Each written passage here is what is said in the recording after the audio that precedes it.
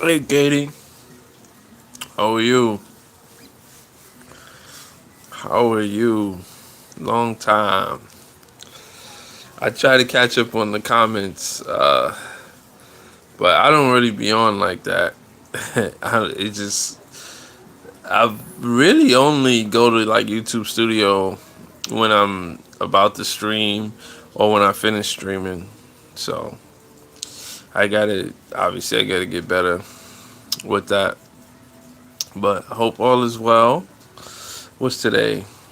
Saturday. I'm in vacation mode. So yeah, I didn't get to go to a beach. Um, but today I did go up a mount. I was on top of a mountain today. That was cool. So I just figured I see if my little Wi-Fi at the place I'm at, see if the Wi-Fi will hold up, and I could do a little stream and hopefully just get some stuff off my chest. We'll see. I should have started my laptop so I can get some accurate data on this because for whatever reason it always tells me no one's in here, and I do not know sometimes. No, I'm in Maine right now. I took a nice trip. A little nerve wracking to go away, but it was needed, and for the kids, and I'm definitely going through many emotions. Still thinking about my friend who passed away this past month, and I've had a lot of rekindling. Yeah, I'm with the fam. A lot of old relationships that I had, and then now, being able to take the kids away, just feeling blessed. No, it's all good. Okay, you know, I never had a moment where I was. I appreciate that, but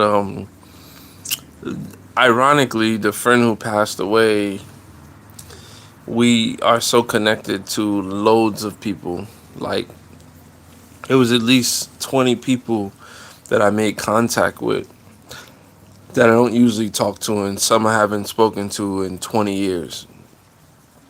And so there's a lot of people impacted.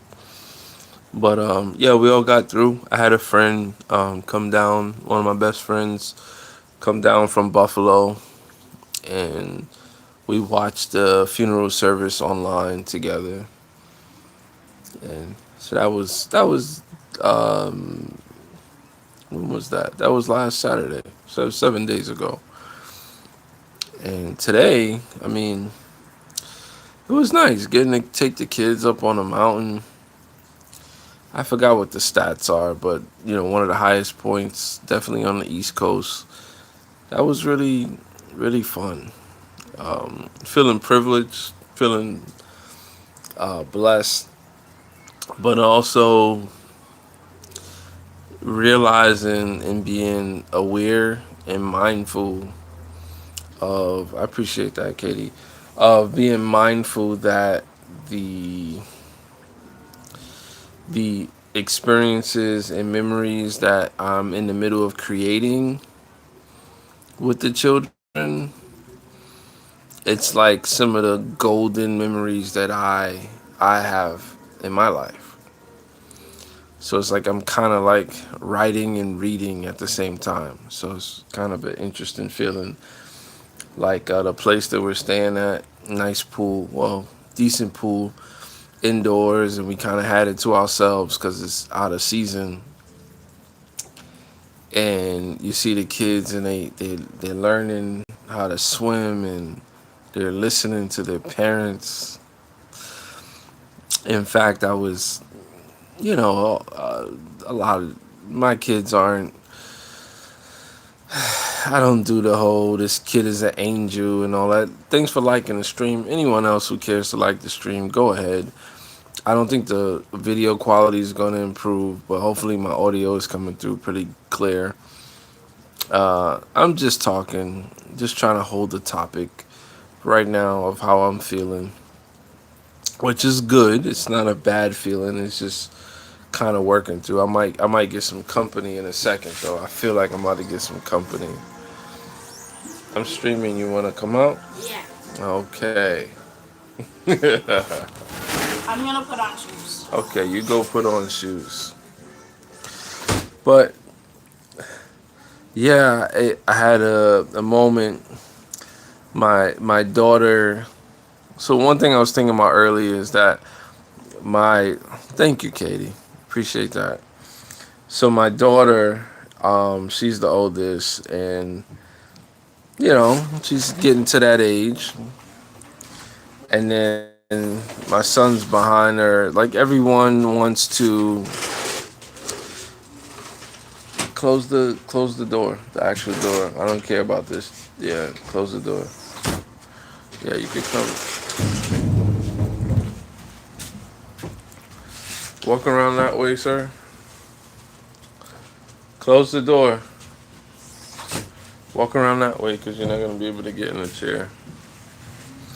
Everyone wants to jockey to, I don't know a better term to use, but everyone wants to jockey for their age, you know, you know what I mean by that?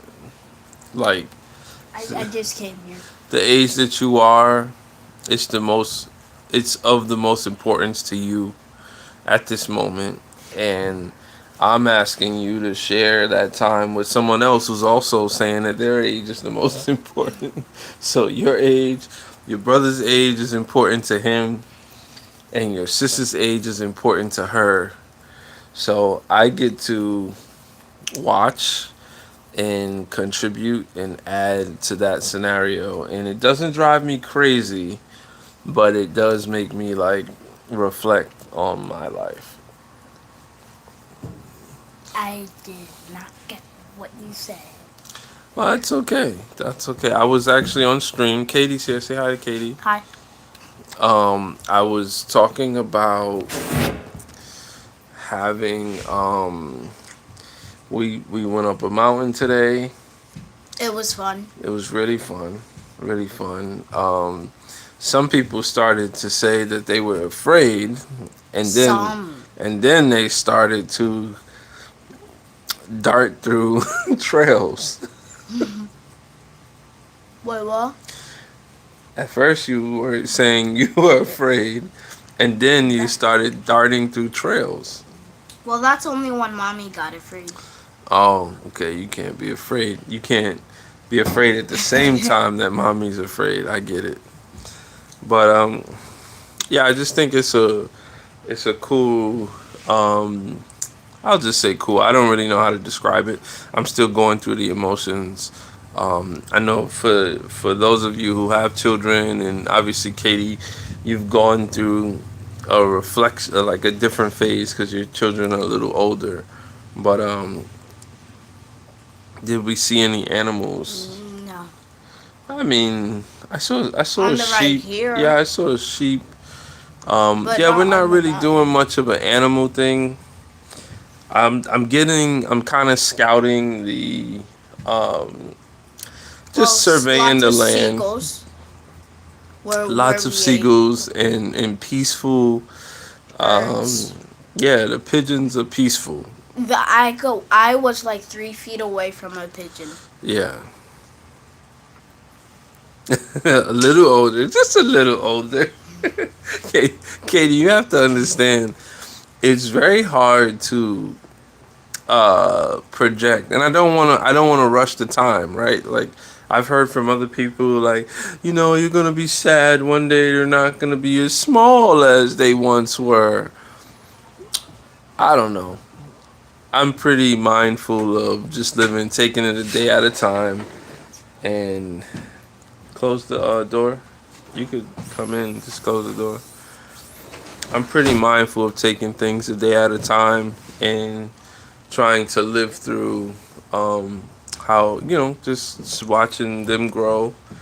And what they don't understand or what doesn't click to them is that I'm growing too, because my patience has to grow. Huh? You were shrinking? I thought you shrunk half an inch. Oh, yeah, my height has to diminish. Sadly. Um, Katie says hello. Who's Katie? Katie is my number one people's here. What are you talking about? Peoples. Are you going to the gym Yeah, we're going out later. right now? I think so. All right. Can I Well, come with them? you could go. I'm gonna stay on stream and I'll catch up Okay. with you guys. I don't think Alan's coming up. All right. Just let me know who's staying so I know who is here. Don't Okay. worry. I'm not gonna throw a party when you guys leave. Close the door. Tell me your progress. Okay. Yeah, I'm not gonna throw a party, but I'm gonna be absolutely happy. Oh, they ran out of here fast. It reminds me of my mom. I was talking to my mom. This is like a month ago, and I was telling my mom that one year. So again, I'm doing all these reflections of me being a parent and me.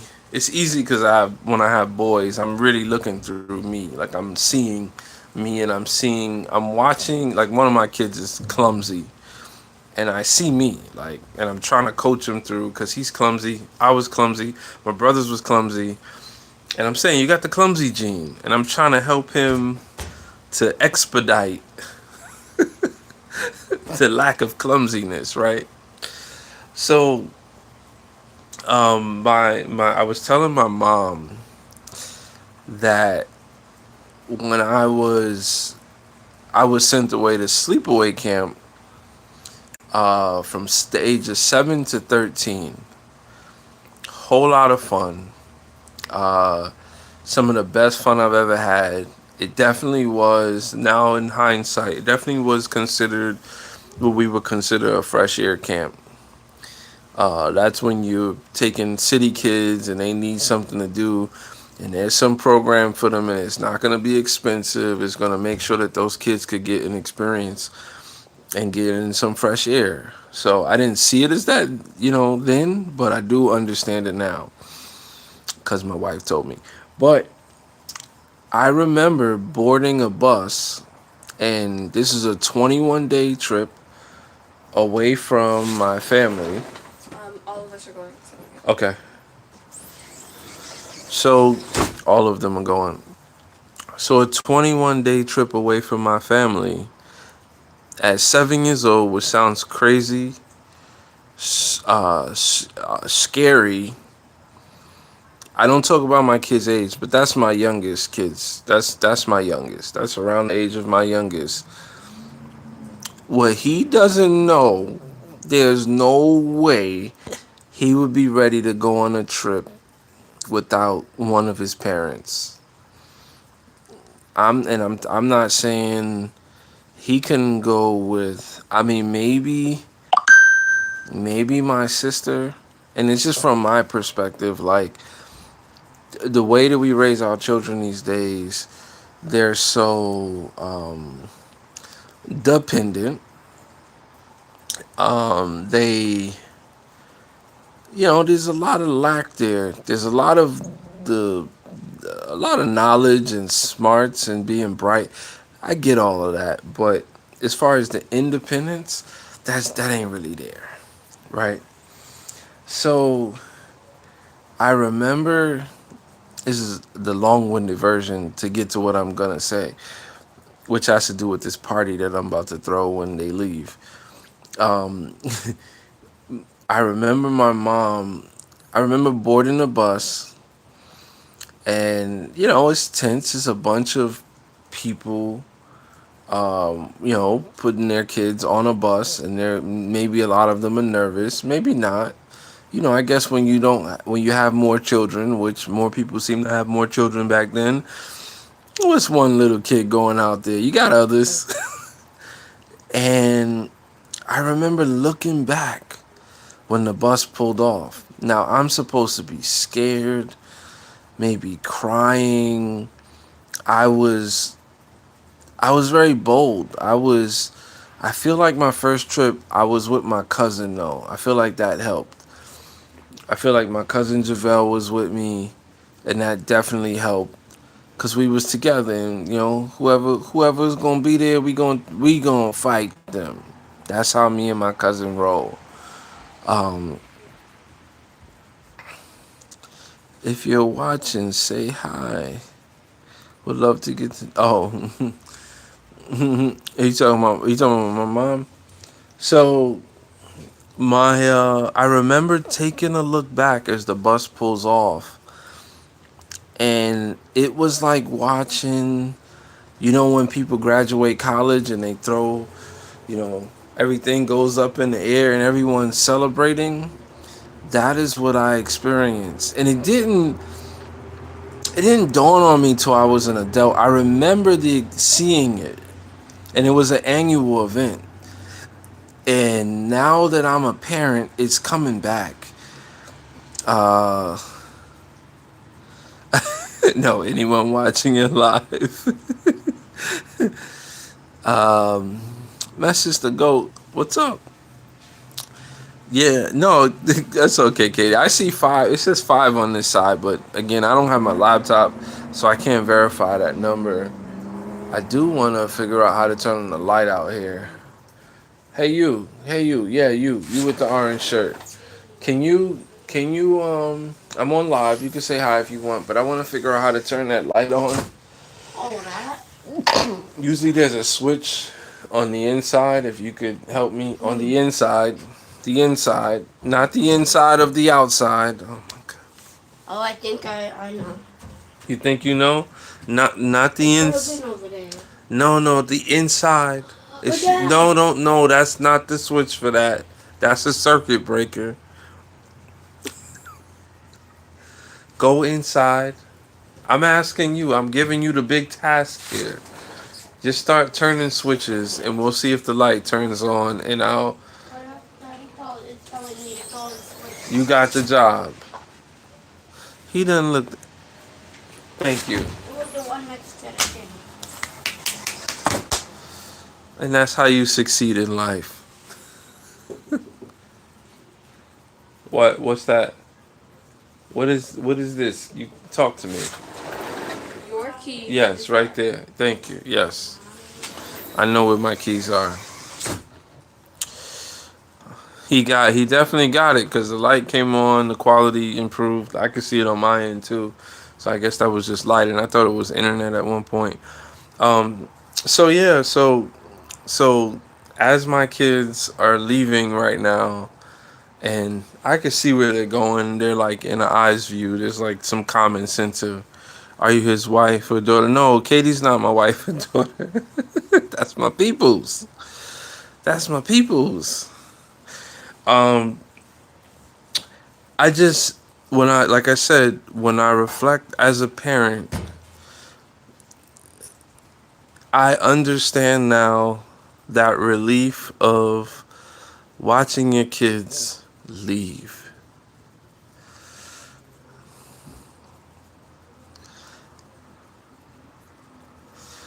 Like it's just understated. I've never really heard people talk about it, but if anyone else is having the amount of stress that I be having when I'm trying to be, as Katie said, like a good dad, it's nice sometimes to watch your kids leave. Like it is incredible.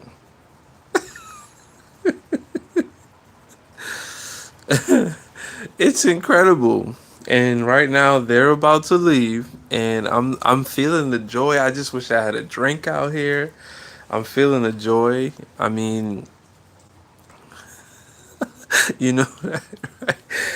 So yeah, but it's sad as I was 7 years old and I told my mom this last month and she was like, "You saw that?" She was like embarrassed like, "You saw that?" I'm 43. I'm 43. Yeah. And sorry, if I groom a little bit tomorrow, you know what? I'm gonna go live tomorrow. You need to come back because I actually bought my clippers. I got time to cut my hair. 15 minutes. Oh wow, 15 minutes of peace. I mean, so but in a sense, I do it to myself, right? Um, road trips, right? So I don't like getting too personal. I could tell you guys about all the chaos that has been going on. Hopefully, my wife won't get mad at me because everything did work out. It's a good story. So we're not the most organized people. We woke up, we needed to hit the road. Carolyn's here for story time. So you wake up, you want to hit the road. We don't travel often.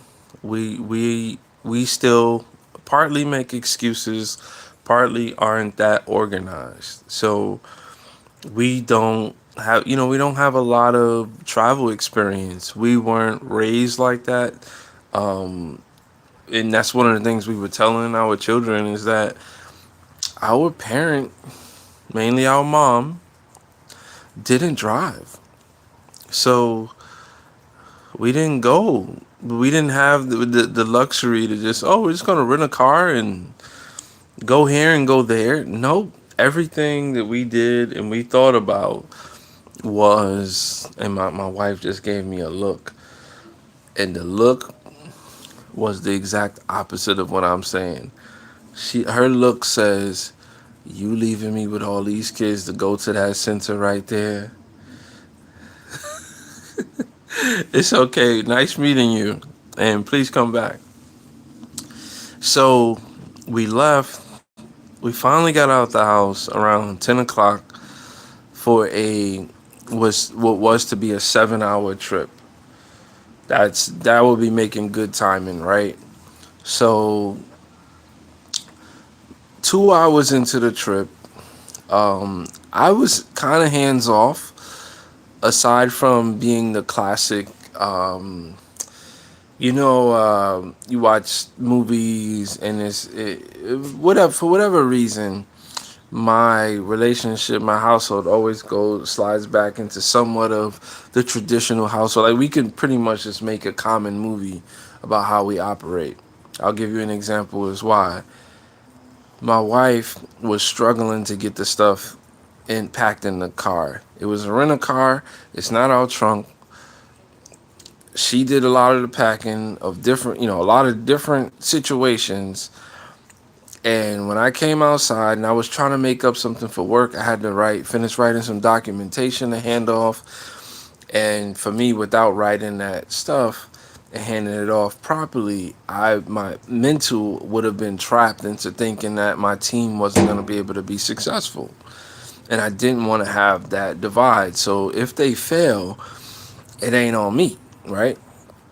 So she packed she packed a lot of the stuff. So I come outside and everything is out of the trunk. Nothing's put in the trunk yet.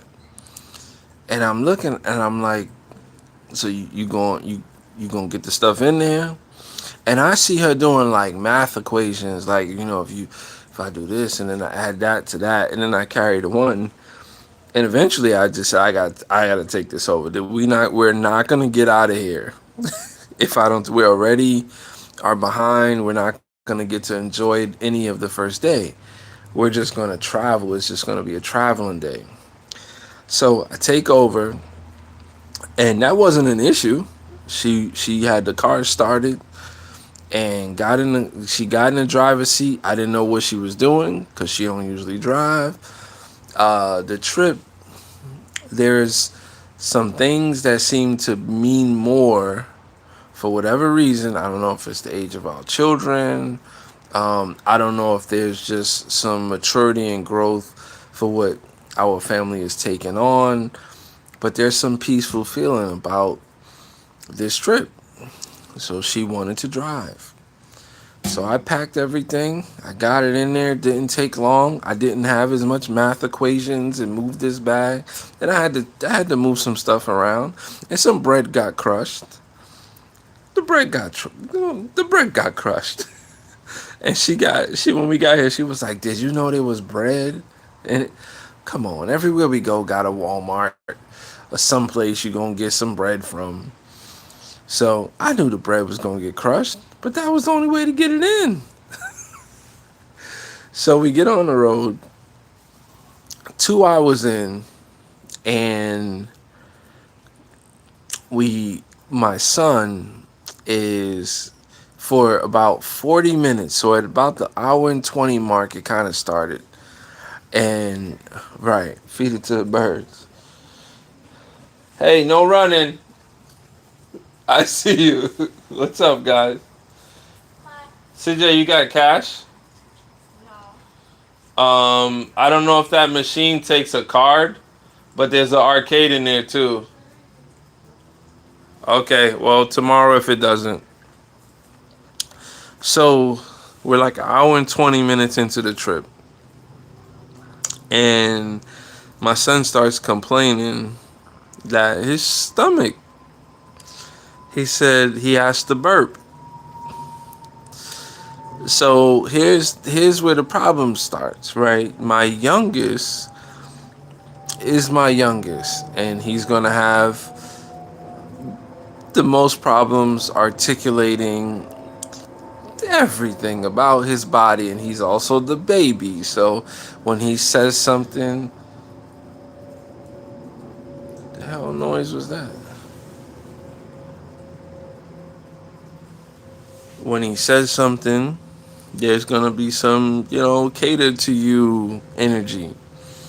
So it's sometimes hard to get him or to really see whether what he's saying is reality or he's being extra. Like today, we got some lobster today. That was really good, and his sister hit him, and we're like eating in the grass, and it's nice where it's right by the water, and there's other people there, but we have a lot of space to ourselves. And he just makes this like loud noise, like screaming, and he doesn't understand. Like, you are bringing attention to us that makes it seem like something's being done to you, and it doesn't come off the way you think. But then he's so funny. He goes, "That's just my reaction." On one hand, you act like a baby, and then on the other hand, you say stuff that is very mature. That's just my reaction.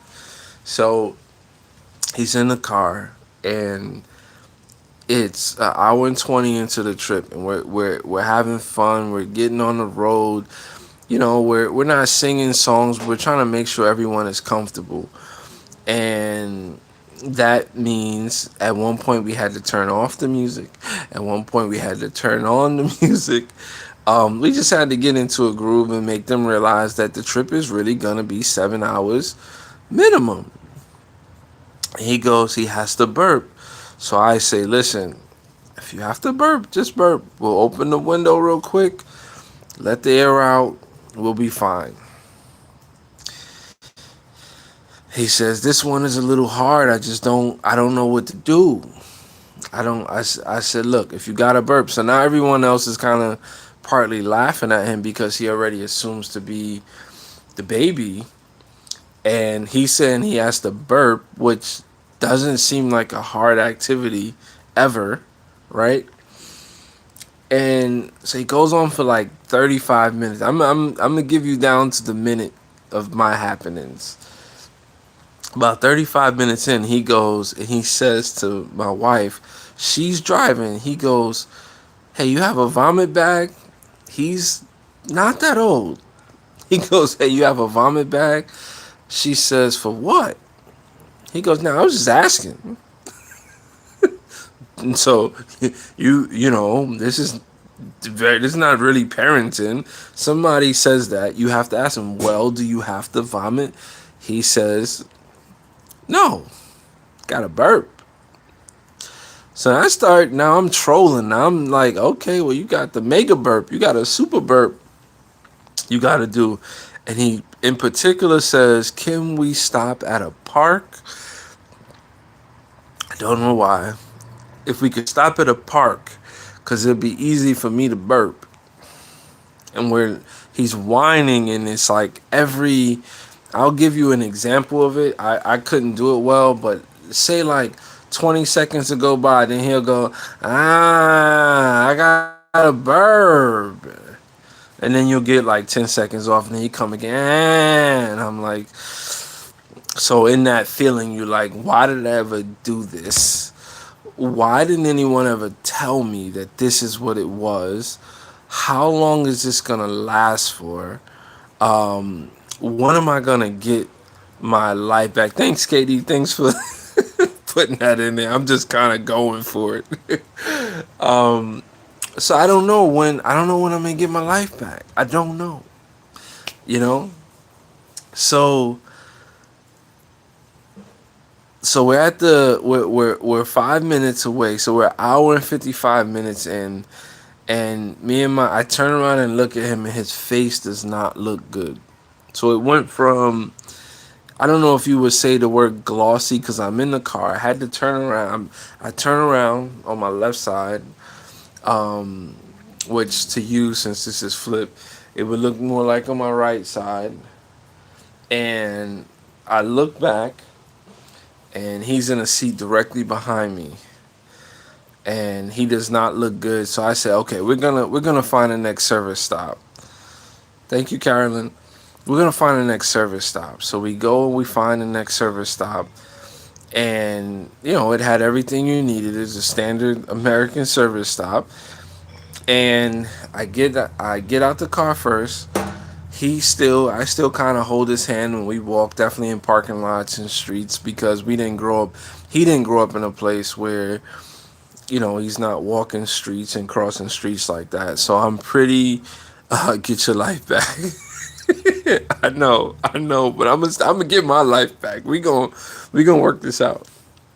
So I get out the car, I open his door, and I go pull him out. He's still in the whiny state, but he seems happy that we've stopped. I take him to the back of the car. This is about 4 to 5 feet, and I'll just say projectile vomit. I can't classify it. It wasn't a little bit, it wasn't a whole lot, and it didn't last long. But the burp turned out to be that. I have young children, so I'm not I'm not so many years away from that being a common thing, right? I I changed diapers for 8 years straight. Oh my god. Oh, it sounds so crazy saying it. I changed diapers for 8 years straight.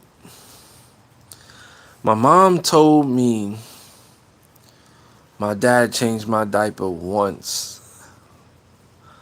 I think I got him beat. I think I got him beat. For 8 years straight. And I mean, when I say 8 years straight, I mean, there's not a day missing. And I'm one for streaks. There's not a day missing in like an 8 year period that I was changing diapers or potty training or wiping butts. And so a little bit of vomit, that ain't doing nothing, right? So the problem is some of it got on me. My daughter was right behind. She got like one little splash. She was like, oh. And then my other son barely got out of the car. Um, he got out of the car, and he went right back in. So then he turns, the one that I had that vomited, he turned one way, and then I'm still trying to like process what's going on because we're in the middle of the parking lot. And then he turns the other way and goes again. And I had water. I gave him a water bottle. I just wanted to. In fact, somebody tapped me on the shoulder, on my arm, on my tricep, and he had ginger ale in his hand. It was like he was coming for the save. And I was like, no, just, because we've just become a people where you just have to be very careful of where you take stuff from. So that was my instinct. Even though when I thought about it, it was like a really sound gesture. It was never, obviously it wasn't open or anything. I appreciated him, but I'm a parent. I'm trying to take care of my children, and so I'm observing my son, and I'm processing that one. We're 2 hours into a 7 hour trip minimum. Could be 8, could be 9. So he his face came back right away. About a minute later, it's like 60 seconds, and he goes, "I feel a lot better." he goes, he he's standing in the middle of the destruction. Let's just call it destruction. Katie, I'm glad you're hanging on. Carolyn, I hope you're here. I hope I'm not, weird anybody out. Um, yeah, a few years for you. Yeah, no, it was like 8 years straight. Oh my God, it was so tough. So yeah, you wouldn't have taken it either. It was nice and it was weird at the same time. Um, so thanks, Katie. So, oh, and it's not over. It's not over. With a nice ending. You'll love the end of it. So he's in the middle of his destruction, and I feel so much better. He just went from where he was at. And, I guess when you go through those experiences, you do feel a lot better. So I had a water bottle. I gave him a water bottle. So in my head, when I manage from a personal standpoint, when I've ever been in those situations, I want to wash out my mouth. I want to flush fluids. I just want to wash it out. But he has no concept of, it's almost like he's not mature enough yet to understand what did I do, because this isn't normal. What did I do to get in this situation, and how do I avoid it? He isn't has no awareness to this. He's just like, so he takes my water bottle and he starts chugging it. I'm my insides, I'm thinking like, he's crazy. What, you don't understand anything about the passage, about what's going on? Sensitive? Is it, did we get, are we not in the danger zone anymore? And of course, I have 5 more hours. Is there something, let's be real, we're not that far off. We kind of are far off from the COVID days, but like I told my wife, could you imagine if this were COVID and the parking lot was populated? Like, we had to search for spots, and you get out the car, and then you blam blam in the middle of a parking lot with people are just passing by. For whatever reason, they're just walking around it. They're not even like trying to avoid it, really. They're just kind of walking around it. I'm not making a big scene because I never want my kids to feel like embarrassed, because kids these days, they get embarrassed over anything.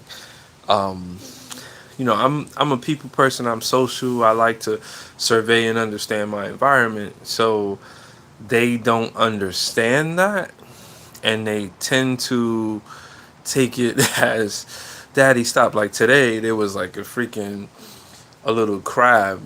I should post pictures of this.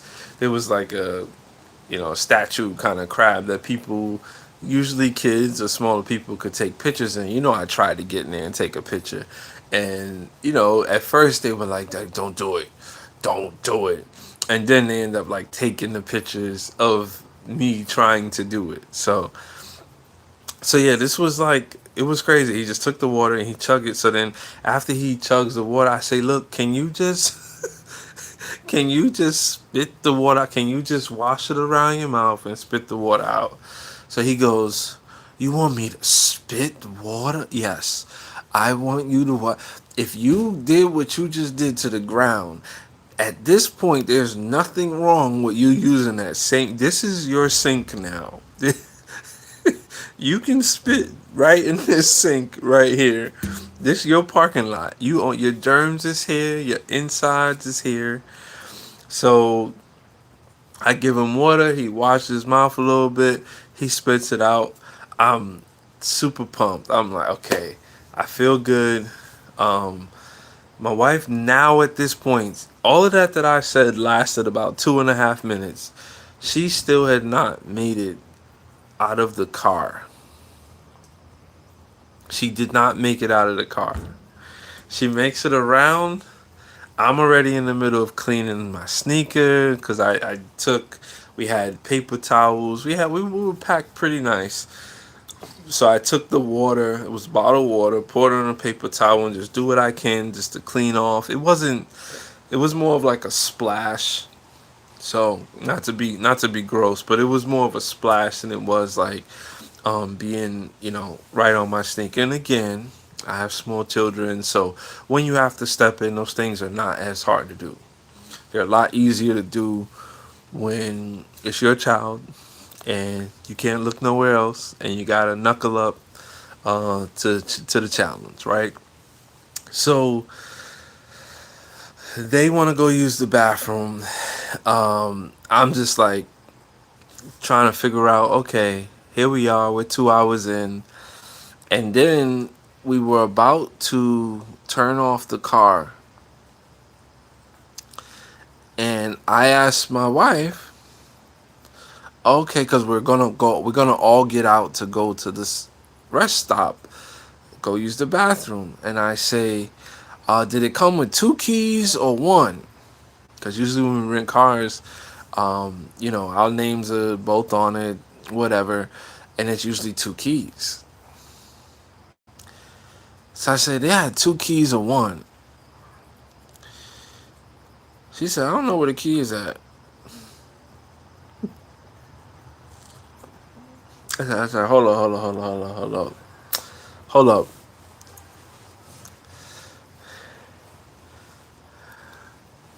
You don't know where the keys. Oh, so here I am, 2 hours from my house on the way to a trip that's paid for. We did not leave at an early time to where we would be like, okay, we got to turn around. There was other things that were brought up that were left. And I'm thinking in my head, probably not that serious. Probably, as we within those 2 hours. So we're still at the scene of, let's just call it a crime. Maybe that'll spark the YouTube numbers. We put crime in the algorithm. So we're still at the scene, and she said she don't know where the keys are. So I was now having an out of body experience because I was upset. I was in part of my being upset was a lot of this trip I was not privy to the information. A lot of things have just and I say this to her, I'm like, I feel along for the ride, which is okay. If someone plans something, I got your back, but I can't help you with the things that I don't know. So if you tell me it's time to, how long is it going to take for me to leave? And I come outside, like I said, I finished packing the car up. The car is on, music blasting, AC on, the kids is ready to go. We going on a trip. Everybody's happy. We going on a trip. And you in the driver's seat, all I gotta do is get in the passenger side and we going. And that's what we did. So what you mean you don't have the key? Now, rent a car. I did ask how many miles to the gallon did the car take. We're in a Ford Explorer, and she said, I don't know, but I think I filled it up. When I filled it up, it said two. I said how many? So I'm very particular when it comes to the math, right? I say she said it was a half a tank, and I filled it up, and I said, so how many gallons was it? She wasn't ready for that, so I was like, she said it cost $30. So I said, I was like, I don't. It was at half tank. It cost $30. Explorer's a pretty big car, so if you put in 8 gallons of gas at this price, you paid about 30. Okay, so you only put 8 gallons in. Why would that be half? Why would the tank be only 16 gallons? That sounds like a small tank for a nice sized vehicle. We about to go on this trip. We didn't look anything up at that point. Like, we're on the electric side now, so I'm used to understanding energy and how much that energy is going to yield me, and if I drive efficiently. But we're not taking long trips, so we're usually just trying to, when we do take that one trip to the city, we're that family now that when you go to the city, you build up for it, and there's a sacrifice there, and I may have to fill up at an electric pump at some point. So I roughly knew the math. I figured it was anywhere from 16 to a 20-gallon tank. When we got in, it said that the car, the dash said it went 20 miles to the gallon. So I'm doing that math and seeing how many miles we need to go. And when are we likely gonna fill up? I got kids. I gotta, plan. They're just gonna wake up and I'm hungry, and then, one is gonna inspire the other. They may say it in another language. You gotta entertain all these different, whatever everybody's learning right now. You kind of gotta entertain it. So she can't find the key. I am. I'd say I felt three things. One, I can turn into and oh yeah, definitely are we there. This was, and I laugh with the kids when the chaos passed, that like I'm glad that we had this experience because they got to see what a movie is like. They got to see what our movies were like, and that things aren't gonna go as planned, and you gotta live with it.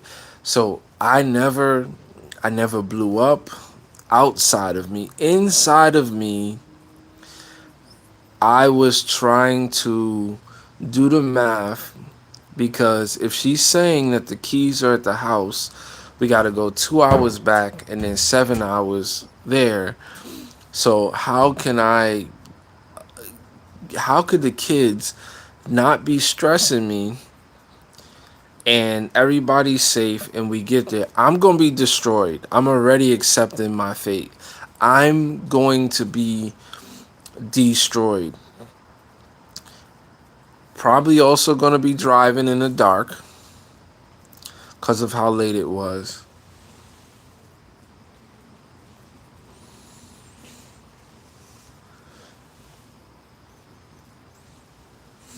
I smell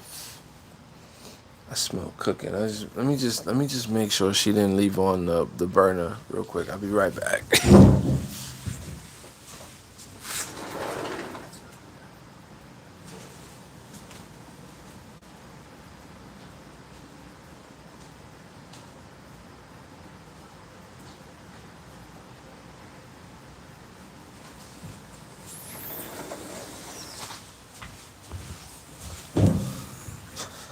Okay, no burner left on, but the whatever's out here smells good.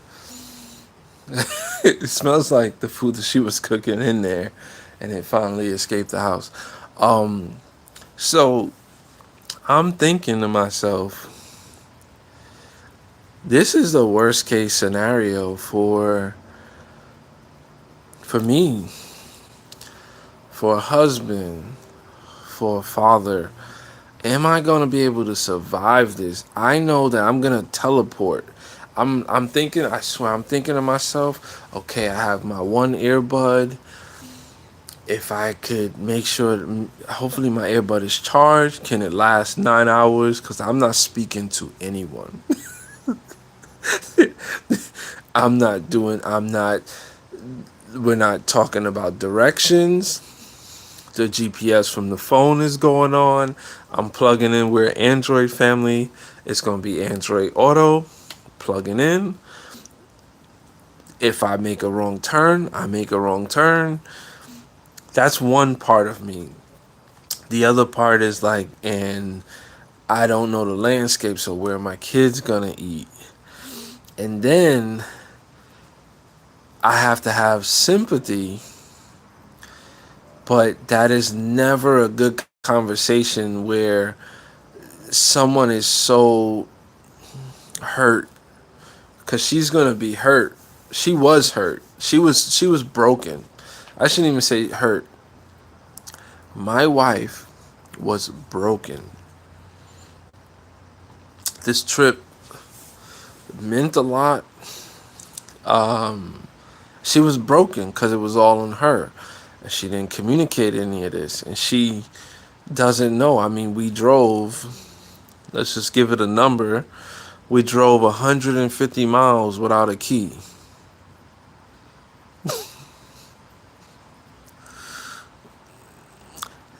Add some mishaps with children fluids. That's and we have a 400-mile trip. So she was broken. I knew she was broken, but I can't fix that right away. I can be nice and sweet. I am being nice and sweet by just letting me do what I need to do to help us. And but the energy, I'm an energy person, Katie. I'm a big energy person, Carolyn. Like I can't sit next to you. Like my son is getting better, but sometimes he throws off my energy because he doesn't always have it. He doesn't have to have it yet, but he doesn't have a purpose for why he's here and what value he might be bringing, to just for himself. Like, I want to have conversations. I want to show people how cool you are, how cool our relationship is, and how we're working through. Gifford, welcome back, man. Sorry I didn't go that next day, but I'm back. I'm here telling stories. Um, so so yeah, my wife was broken. She was broke. Gifford, hold on, I'll give you a little recap. But I'm a little out of town, and I'm just telling a story about a rough patch of making a trip. But so she was broken, and I just I went cold. I'm not gonna lie. I was nice because I was cold. I was nice because I could not. There wasn't words that I could bring that were simple. My thoughts were so complex that I couldn't deliver what I there was nothing. Everything I was going to say to her would be too complicated, and we would get nowhere, and we would get nowhere in front of our children. We would get nowhere in the middle of, let's just say, in the middle of America. We like in the middle of a road trip, we would get nowhere. Like, who's coming to save us? That's one of the hardest parts of living very independent, is that ain't nobody coming to save you, and no parents, no. And my sister would help. My sister's away. she's she's trying to live her last couple weeks before school starts. Ain't nobody coming to save you. So I had all of that on my mind, and my answer was I need to get in that driver's seat and I need to make a choice. Because if you don't have the keys to the car, because of the way our cars work these days with this remote start nonsense, we can't turn the car off because we won't be able to turn the car back on. So the question is, do I have enough gas to get home? Yes, I did have enough gas to get home, and that's why those numbers, what I said earlier, was important. So I get in the driver's seat, me and my wife, and take this how you want. We're not the same size. I wasn't looking for a mate that was this same girth. All of this, we're not the same size. So I remember getting in the seat and major adjustments. Sidebar, one of the hardest things if somebody had to tell me, or if I had to help someone else, say like, listen, somebody asked me, what's one of the hardest things about sharing when it comes to being married? I would say my car seat.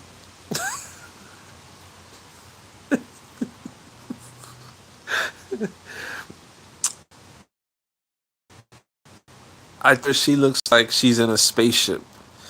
The wheels here, it looks like one of the Egyptian hieroglyphs where they're saying that the person looked like they was in a spaceship. The wheels right up on her. Her back is like straight, and I literally can't fit in there. So I get in the car, do a full rearrangement of the seat. I'm doing that as in my robotic brain because one, this is not my car, it's a rental car. Two, I am concerned about being safe, about getting home. I've convinced myself that the kids are going to need, they didn't bring any technology, not because we told them not to, because they didn't want to, which is interesting. So they left their tablets, Nintendo Switch. So in my head, the only way I'm gonna be able to get through this trip is they will be bringing their tablets and their Nintendo Switches, and they're going to go in that car. And this is when the screen is going to work for me. You will have unlimited time. You won't have to ask me, can you reset something? You could, if plug it in, I'll make sure you have a charger. You need to either be asleep, eating, or on your screen. I don't want to hear nothing. I don't want to know arguing, anything. So I'm thinking through this. And I've asked my wife multiple times, and this I did not say. I asked her multiple times, when's the last time, the generic thing when someone lost something, what's the first thing you say? When was the last time that you see the key? That's all I got. That's all I could say. When was the last time did you see the key? And she said multiple times, I started the car and I went into the house. I said, but you didn't say nothing about the key. I'm asking you, did you have the key when you started the car? Like, was the key ever present in this vehicle? Now, now we getting it. In the vehicle, was the key ever here? What she's doing is she's looking up ways to go into the settings on the car to detect the key. I'm letting her go down her road. She's pressing, pressing, pressing. I know it's not gonna go anywhere. So mind you, I can't stop the engine. So the engine's running this whole time. I can't stop it. Um, and I've asked her the questions I needed. She's not answering the questions the way I want to, because I just want to identify, not to, not for blame, not to say, hey, you're to blame for this, but to really definitively, oh, somebody cooking some burgers. That smell good. And if they hear me, I am more than willing to eat with you guys. Um, so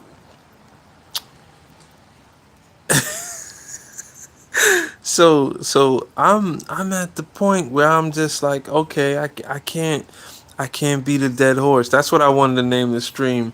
But when I started to type, I said probably putting dead in there. The world is weird. The internet is even weirder. That probably wouldn't work.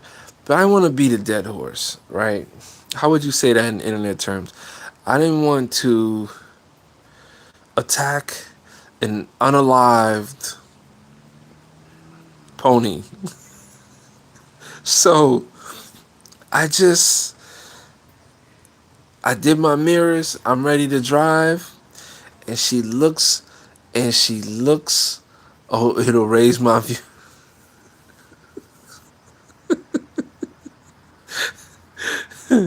We definitely not doing that then. Um, and by the way, Katie, I'm actually pleased with my recent viewership when it comes to going live. Of recent, there's I've always, I haven't focused on anything in particular, but I'm still aware of metrics. Um, there are some metrics that I see that work. So once all the pressure has come off as to what I'm doing, and I'm able to just get on here and vibe, I think the only thing that's missing with that is consistency. I think like Gifford came on and I did want to go live the next day, but I was like really crammed. I've been stressed with work. We all stressed with work. But I think consistency right now, not in a streaky way, but in a way where what I'm bringing, if I'm telling stories and, if that's what I do, then that's what I do. So, so, and this is why I seem more I am because I don't want to say I don't care. I would say I'm back to not having, I don't have a desired outcome other than me being present. I acknowledge that sometimes things are going to work out, sometimes things are not going to work out. Thanks, Carolyn. I acknowledge it that things, I've seen. I mean, what's more important is calling yourself Darnell Just Talking and just talking and just expressing yourself, right? Now back to your story. So it's easy to get back to the story because it's truth and it just happened. So so I am about to. I can't say start the car because the car never. I could not turn the car off because that would have been.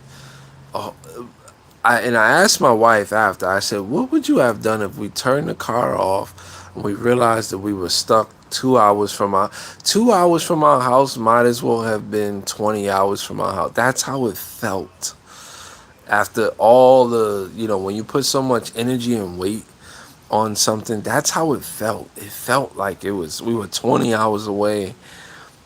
Mind you, I just got the ducks, 5 more hens. I've had 2 weeks of setting up systems to hopefully make sure everyone survives. I'm a little annoyed that the birds that I took, and I kind of took them with open arms, that they're not livestock, that they're pets. I don't want pets, but I have respect for birds. Someone's smoking. We could get past that.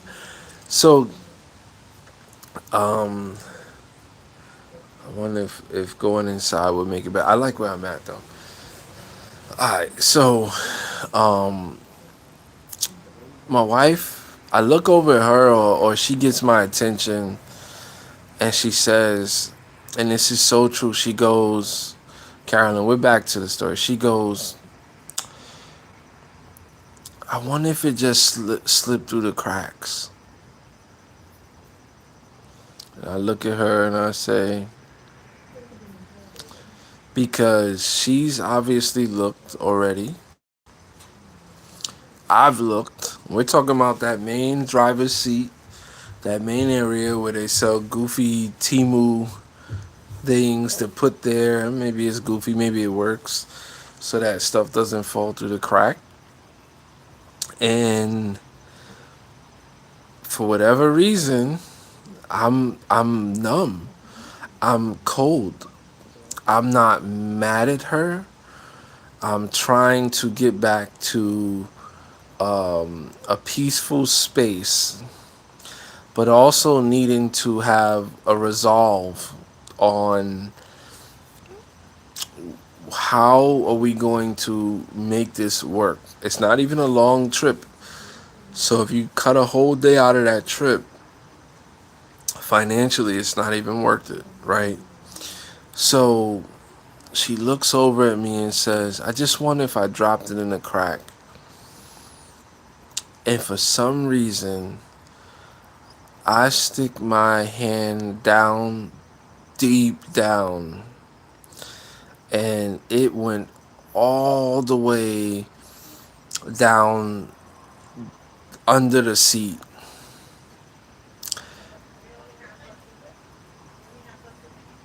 And I found one small thing that I felt. And honestly, yes. Okay. Okay, hold on. I got a bathroom emergency. I'll be right. I just gotta open the door.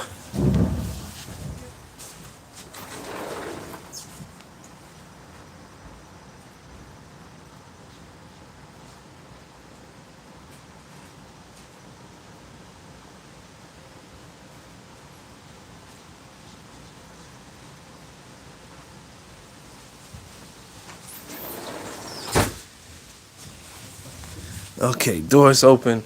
See, it's like I could never like. Oh, he's running for real. Okay, I could never sit down. My party. This was my party. You guys came. We sang. We had a campfire, and that was it. I'm gonna get a candle for tomorrow. So, make sure you close the door if you're coming out. You okay? Yeah. All right. Come sit up. Go walk around this way. Walk around this way. You can sit right here.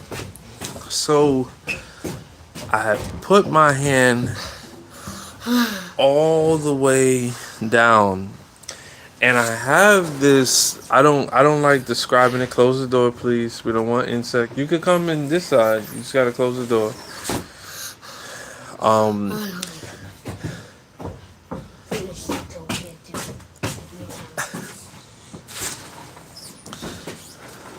Katie, it's like I'm being watched. They came. They each came through that door. Took a piece of my energy. Looked me in my eyes. Was like, you know, you my daddy. Didn't give me no real attention. It was like, we know you trying to have fun right now. You trying to, you over there telling stories in peace. What peace? Why would you do that? They not asking me for anything. They don't want me for anything. They just, everyone keeps opening this damn door and just giving me this feeling as if I'm not doing enough. But I am. But no, they'll leave me alone. So, or join. That's fine too. So, I'm at the point. I'm sorry. I know this story is getting long-winded. I put my hand down And people, I've told this to people before, I could see with my hands, right?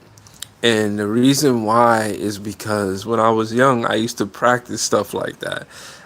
I have a very like I map I it feels like I map stuff out in my head of what I'm touching. So I don't usually have to go behind TVs. Like I can kind of feel, and I can feel materials. I can feel spacing and shapes. And what I felt was a metal loop.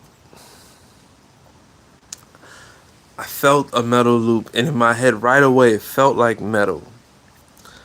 And I was like, Now, under the seat, there's always like electrical connectors, but they're not usually metal.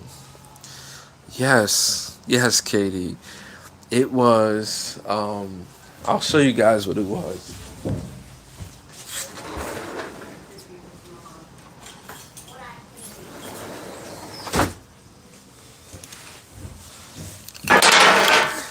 So now everyone's scared because we have one key. So this is what I get to carry around now.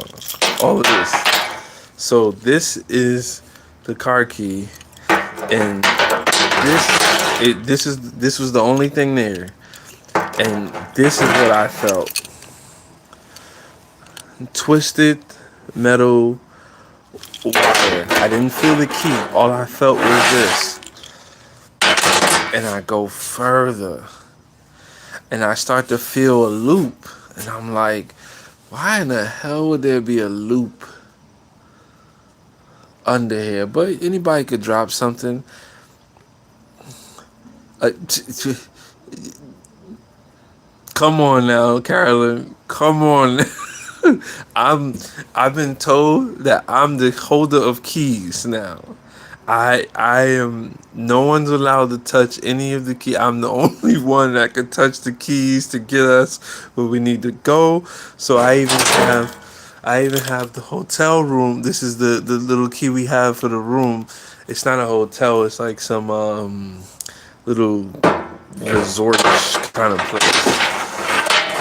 It's always fun when you get real keys instead of key cards. But yeah, so I'm the holder of keys now. But so here's getting back to the story. You know the end of the story, but hear the richness of it. I hope the delivery is good. So I go down even further, and as I'm down here, because I'm in the car seat, I'm in the driver's seat, and my wife is in the passenger seat, and I have now convinced myself that this might be a key, but I don't hit her with the, ooh, I think I have a key, ooh, because I didn't want to be wrong, because I have no vision on it. I'm not hopping out of the car. You know, we're still in the place that all of the massacre happened on the floor. And then I grab it and I feel something this big with the loop. It has to be the key, right? I look over at my wife and she is in a trance. Like I see failure. I see like hope, like having hope. Not a lot of us could hold hope in our hands like something is about to happen and then it's taken away like instantly. So I used to play poker, and I realized that I have a personality that I don't like when it comes to gambling. Um, I start to not make as much sense as I do when I'm not gambling, right? And I've made bad decisions in the past. But why I bring it up is because when you play no limit poker, cash game, you can it's kind of what what you have and what you come with, and everything could be in your favor up into that last card, and I mean everything. Now I don't play lotto, I don't play like games. I don't need to multiply my money. um in some random way and just hope that magic just occurs. I like working hard. And whoever who does, that's fine. They want the magic. Um, but most people wouldn't be able to take a swing. Like, let's say 90% of the money that you have, 1 second is gone, and it's just gone. This is this is the crash. This is 2008. This is what happens. People go from having to not having so fast that you can't overcome that with words. Are not going to do it. um Even the rebuilding is going to be hard because you're not going to get that stuff back as fast as it went away. For some people, you don't even have time to get it back. When the recession hit, I remember hearing my mother talking about her retirement and how it was impacted. And I didn't understand money at that time, like to that extent. But the numbers that I was hearing is like, wow, like people, you lose, these are working folks. You're losing 30, 40% of something that you work for, and it happens so fast. That's what I saw on her face. I saw just someone who was broken, and I got the opportunity to pick up the key. I looked at it first. Now, mind you, this could have went the wrong way, cause I never saw the key ever. She handled the rental. I was still doing something for work. I got that finished. She got the car started. We were ready to go. I never saw the key. I could have picked up a different key. I could have picked. Still, this could be. That would be crazy, and I would make a long video. That key that this, I would cry if this is the case. The key, because I find it odd they gave me one key because we rent from the same place and I've never had one key. The key that I found could have been the second key, and she still probably might have left that key at home. We don't know that yet. But when I picked up that key, there was a song that was on, and it was saying Amen. And Katie, I'm not even that guy. I don't like to draw parallels. And I said it to my wife. I said, listen, I know how to look for stuff. I looked at that whole car.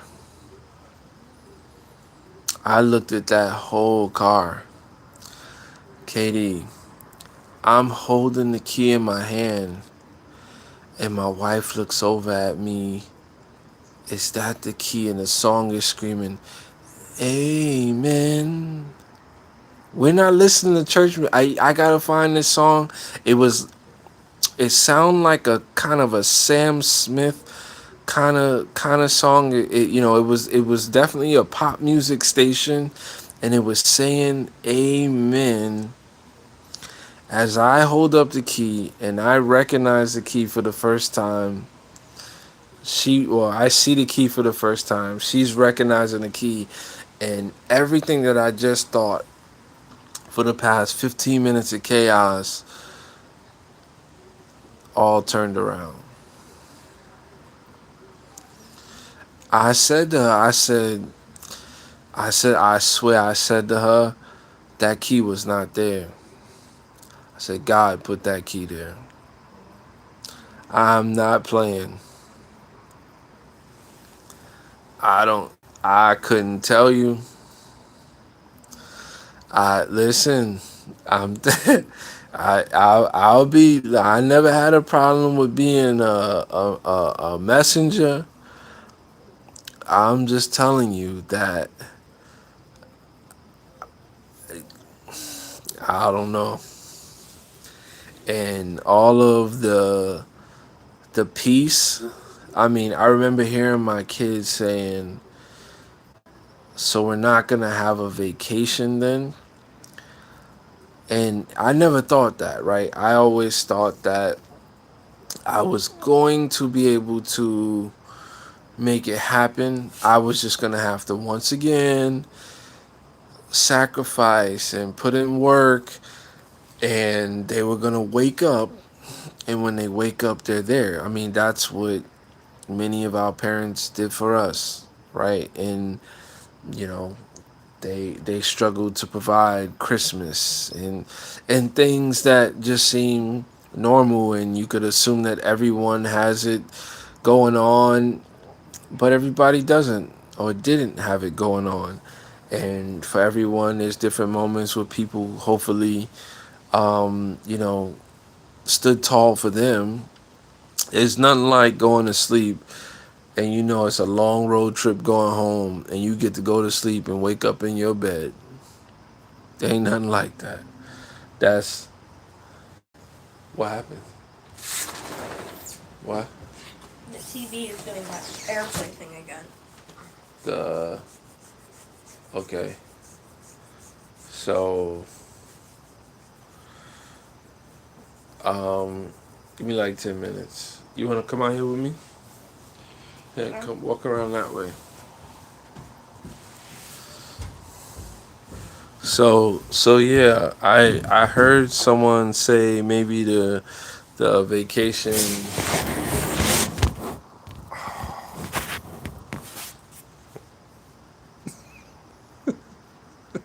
You look like that. Oh, you Since you want birthed me you like wanna that. you wanna read the comments. You wanna see.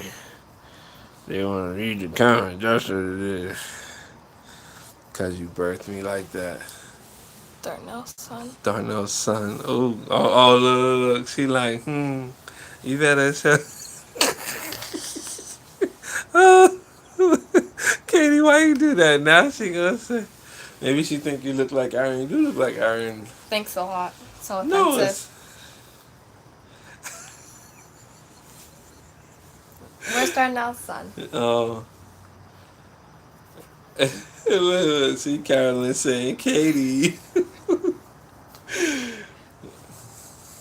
So when I was telling him the story of all, not everything that happened on the way here, but the first part where we had a little incident in the parking lot, and then we had the key incident. We just got up to the key incident, and I was telling them that literally we found the key right when we was about to turn. I said to look in that spot, and no one looked there. No, And we then did. they found We it. did. We did look. Mommy looked and I looked. She said sorry. Oh, thank you. So yeah. So did you feel? So then let's be real about it. Did you feel? What were you feeling? Because you were living through all the chaos. I was feeling I need to wash my Crocs. No, not the vomit part. I'm talking about the key part. Cause I represented you on the vomit part. Cause you had like one little splash, and you was feeling away. And can you imagine? No. Let's talk about it then. You had a splash of some. Let's just call it some children's bodily fluids, and I was holding Did you him. talk about the part where you still had the drink? I was holding. No, I didn't. No, we didn't even get Okay. past the keys yet. So I was holding him. So you're my So he daughter. vomited, and then he turned around, and then he vomited a bit more. So you're my daughter. And why are you worried only about yourself and the little splash that you had at that moment? Because those are nice Crocs, and it could have gotten on my gibbet. The splash could have gotten on your gibbet. Yeah. I have cool gibbet. I hope you appreciate that I wasn't worried about. I have my one of my favorite Reebok sneakers on. She said, "Love you here." Oh, thank you. And I couldn't worry about my Reeboks because it brought me back to all of the diaper changes and all of the bodily fluids, and I never ask for that. I didn't even know like all of that existed. Who's You don't yelling? you don't know that that stuff exists. So when you know I when you mean, my cousin spit on me once. yeah, but you had like a once and a once here. Like you're not. So a lot of kids when they have real young siblings, like say we had a child now, you would know because you would be asked to change your diapers. What we were talking about earlier, you would have those responsibilities, so you would be exposed to that. I've never been exposed to that, so for me, having a child, it's more of a fantasy. It's like watching Aladdin. It's not It has to real. be a girl. It's not all of the fluids that's gonna be on you. And so when I go into that mode, there's nothing that I can't do when it's my child that's hurt. And you're like, if that boy splashes one more thing on me, I'm not coming back. That's how you feel? I would have walked into McDonald's and never came out. I don't even like McDonald's. Listen. Oh, okay, so how did you feel when you realized that we were gonna have to drive back home? I was like, come on, Speak up. people. I didn't want to. I didn't want to go to pep rally. So if we went back, I might have had to go to pep rally. And I was like, So you felt like the vacation was gonna be over? Cause I heard somebody say that. I heard somebody I was say, out, Aaron. yeah, he said, I don't say names, but Oh. he goes, the vacations. So that means the vacation is canceled. That's all I heard. Cause in the middle of this, guys, um, there was the kids were still in the middle of creating chaos. I didn't do anything. Her being one of them, I'm not the one who vomited. because she I'm not the one was who lost the key. she was, I'll give it to you, she was one feeling like, oh my god, this little boy's just gonna vomit every, like you were feeling like, why would they be doing this? That's not normal. Boys are nasty. That was one feeling. Can we talk about how he drank it again? Yeah, we'll get to that. You could explain that. So I just want to, when we're on here, let's articulate ourselves. So I want to know from your perspective because he goes, I would have been so upset. Katie, as a parent or as a sibling. So But I have to go back with them now. I have to do that drive again.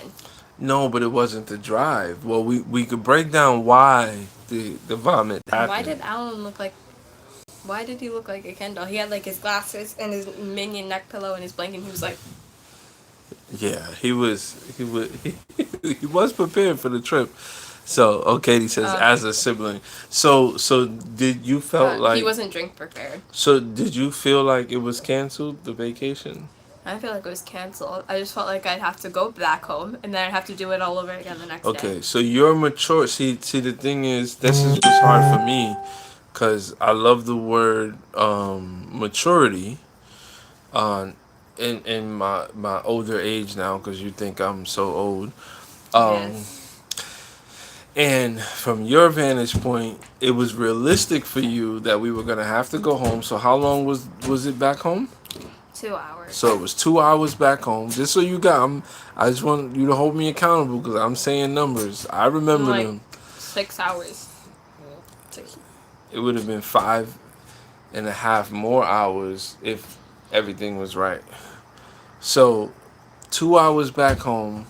So you were willing to do 9.5 hours. From that moment, you had 9.5 hours, and you don't drive, you don't make everything better when things are chaotic. You don't say, okay guys, it'll be okay. Think about it. You say I don't drive like it's a bad thing. Look, try it. Let me hear you. Things are going bad. It's going bad. Oh my God. And what are you gonna do? Tell me. Help me. Go to sleep. You don't even know how. You can't even. We're not even in it, and you can't. You can't even bring it out. No. What you're gonna do is you're gonna say, "Stop stop it, boy. Boys are so bad. So you're not gonna help. We got 9 hours That's of why I you. should have a sister. We got 9 hours. Um, your dad is not old. I'm 56. That's Oh, different. don't say your age, cause she make people different. feel bad out here. That's different. They don't know how to do math. That's all it is. Cause I'm in honors, by the way. what did he say the other day? Something about did you have phones? He didn't know we had phones growing up or Oh, something. that's because Mommy said that she said that she's so cool because in her time they didn't have phones, but now they do have phones. Oh my god. She said that. Those words came out of her mouth. Yeah, I mean cell phones maybe. All right, so Cell phones. say hi to brother Eric. Oh no. See. I thought you were. Close the door. Oh, we found the real reason. So here's the real reason why she's out here. Brother Eric, what's up, man? I'm just telling a story. He said we on a trip. The real reason why she's out here is because she's hiding from washing her hair right now, and she's being told to wash her hair. And now I just learned, and now I'm an accomplice, and now I have to figure out how to get through being an accomplice, being a dad. This is crazy. So okay, now Aaron, we were telling her, or Butterbean, we were telling us. Butterbean. Okay, just get it. What's your name? I can't. You said his name. I know. I know. I'm trying to scramble it. Aaron. No, don't say it. Oh my gosh. She's smart, right? They all do this, and this is the thing, Katie. Naran. Naran. She teaches. Nara. She teaches That's my them, and then now I get it from different levels and different levels of maturity, which is my problem. Is that I don't cater to it, but 101, how to not deal with your annoying siblings. 1, go to summer camp. okay. 2, go to your friend's house. 3, choose a sport that has overwhelming hours so you don't have to be near them. Oh, you got caught. Who is it? Who you want? Him? No. Yo, don't play on the balcony, bro. Don't play on the balcony, bro.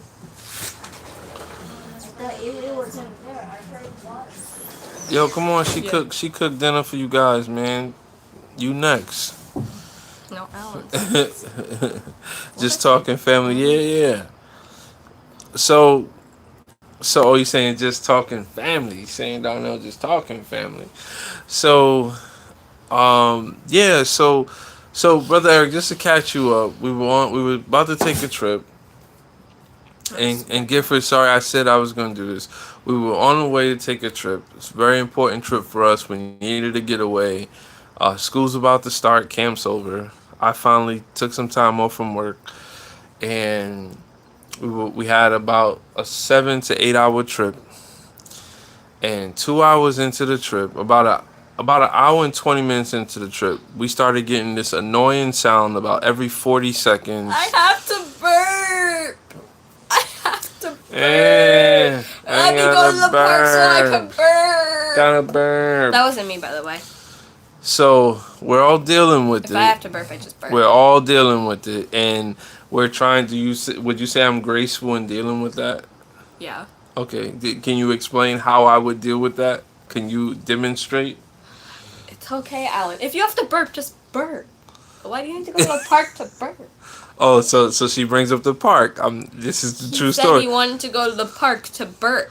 So everyone in the car who's older than him, we're trying to translate. Which is everyone. Which is everyone. We're trying to translate. What is he not saying, and what does this Because he mean? can fart in the car, but he can't burp. Yeah, he gas comes out one way. I'm not gonna say what she said.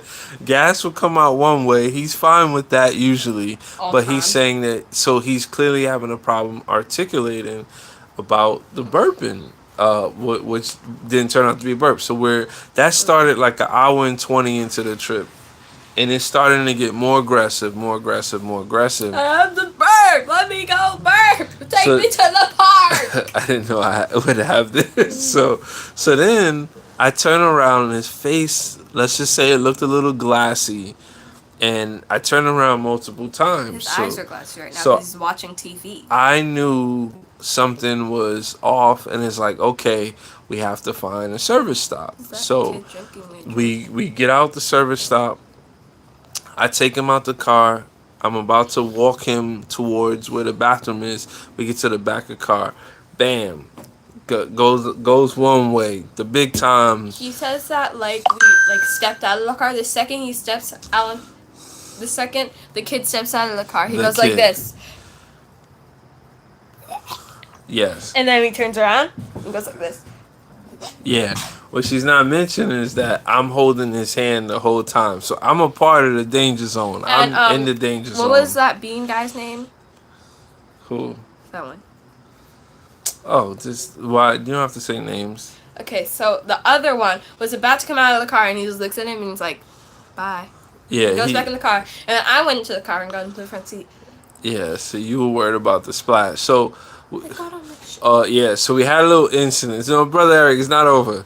So we had an incident. He has it's basically a massacre in the parking lot, and 2 seconds later he's like, I feel better. So we all know that feeling. He feels better. We're gonna put him back in the car. Everything is all good. They need to go to the bathroom. So I'm not gonna go to the bathroom. Or actually, we were all gonna go. So I say, where's the key? Did they give a key for me? Because it's a rental. Um, oh no, he's totally fine. So there's a rental. It was a rental. So, but this is where the story turns. That was the good part of the story. Story turns when He was dancing, by the way. my wife says to me, "No, they only gave one key, but I can't find it." Dun, dun, dun.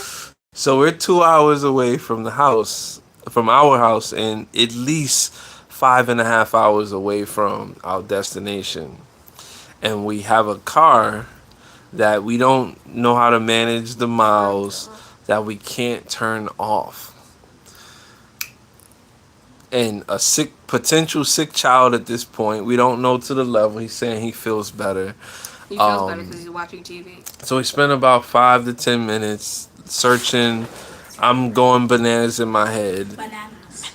And close that. Banana. Katie, she wants me to Where's tell the part pic? 2. It's in that my black bag that has all of the clippers. Just tell mommy it's the bag where the clippers is at. It's the bag where the clippers are at. I don't see any moose. So What happened if a moose ran into the building? I don't know. But so I'll save you the emotional part of it, but I was going through a lot of emotions, Brother Eric, as a husband, as a father. Very important trip that we needed, and it just seemed to just be blowing up all at one time. We can't find the key. I never saw the key. I didn't take care of the car rental. I never saw the key. The kids tend to not remember anything at those I was in the very back of the car. So, too many bells and whistles. I hear you. So I've convinced myself at this point that we're gonna have to drive 2 hours back home.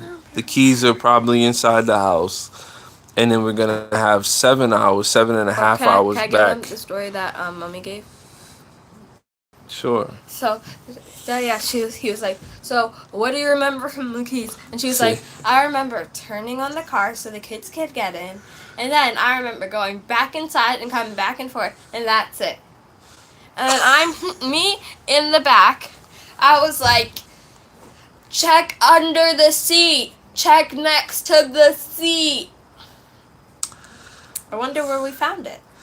So you don't know where we found it, and it wasn't really like next to the seat. It was. It was like in the crack. No, it wasn't in the crack. It wasn't. Where was it? So when I went down to the crack, my hand kept going. And it was like under where like the rug is. Under the seat. So here's the funny thing. I don't even know if that's the same key. Because usually rental car companies, they give you, when we rent cars, this is the same place. They usually give us 2 keys. Is it possible that the key that I found, God put that key there? Yeah. Oh, that key is. I'm telling you. I don't know, and I will keep you guys That's why updated. I love my 2002 Chrysler Sebring. So, brother Eric, since you'll definitely love this part. So, I've convinced myself. It's like 15, 20 minutes have gone by. I We're in now the bathroom know. right now. I now know that I sent them to the bathroom. They came back to the car. And when we come back, he's sitting in the front seat like this. I can't tell you what she saw. I know what I felt, and Defeated. it was very deep. It was very deep. I was part defeated, but the part of me that was defeated was not allowed to be expressed. As a father and as a husband, we're too far from our house. I don't feel safe. My child is potentially sick. There's too much that could go wrong, and we have money invested in the trip. We got you guys' feelings. You will never forget the moment that we did not make this trip, and that's gonna be on us. So that golden memory just turns it spoils right there. Like the moment in Inside Out when she drops the core memory into like that pit and it goes gray. Like that. I hope you guys know what she's talking about, but I have no idea what she's talking about. So, Inside Out, really? Yes. Okay. Do you know what Inside Out is about? It's about emotions. Okay, we know all of that. So, brother Eric, because I already told Katie and Carolyn's hanging out as well. So I reach my hand, right before I'm about to leave to drive back home. My wife says, um, Can you check like the crack?" I Like, said to check. she says that she said this before, but you clearly didn't say it to me because I wasn't sitting in that seat before, Yeah, right? that's true. So I only sat in that seat at the end. At the end.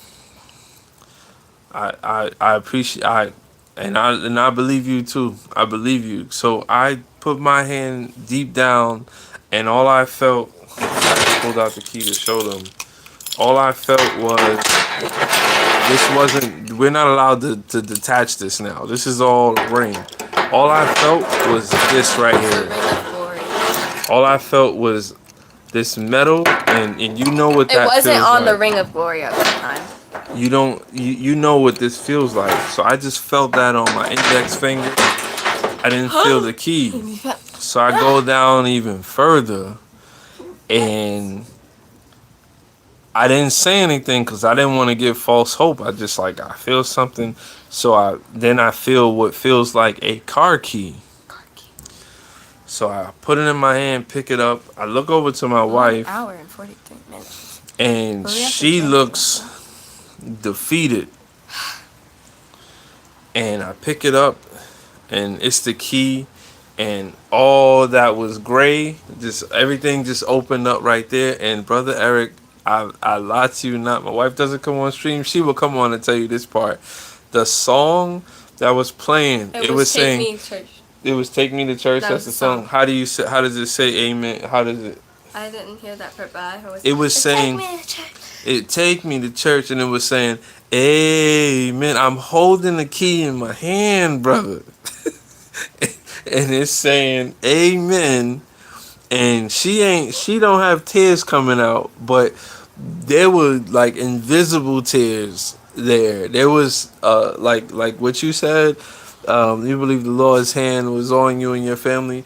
I believe our whole car was being like we were in a bubble, and all that was I chaos think it's raining. I just can't feel it. just was released. All the tension was released in one moment. I'm from Brazil. Yeah. Absolutely. He's American, and I'm Jamaican American. Oh man. So then okay, well the chaos isn't over, brother Eric. She wanted to tell the second part. So we got back on the road. I was gonna take over driving if when everything was going bad because I gotta fix the problem, right? Can I go now? And you can go now. Okay. Oh, I thought you was leaving. No. Okay, well my wife gets back into the driver's seat, and we continue on the trip. the same way that we started at this point. So now we're 2 hours in, 2.5 because of all of the chaos, and now we have a supposedly healthy situation where my son, everybody's happy enough to continue the trip, and then hopefully let me hear what happens. Okay. So Daddy turns around and he sees the same child that just vomited drinking the same Dunkin' Refresher that he just vomited. So He's sipping it like, I only had a little. so just to be clear, I'm I'm frequently turning around to check on him like every minute. I have my timer on and like in my head, and I'm looking back. Katie heard you clearly. She said laugh out loud. So I turn around and I wanted to, if it was my car, I probably would have did it. I wanted to hit the drink like out the window. We didn't throw it out till today, by the way. In my head, it didn't make sense. Again, I was saying earlier about maturity. Like, you know how dogs eat their own vomit? Oh. It was kind of like he was drinking the drink that just made him vomit. Well, I was also telling him before that it's just from a maturity sense, when you have vomited, when you release fluids like that, you don't want most fluids that leave your body, you don't want them back in. So if you want to wash your mouth out, when he first did that, he took a bottle I gave him water and he just started drinking instead of like rinsing his mouth. So he's not aware, he's not mature enough to be aware of what he's doing or what made him sick or why he's hurt.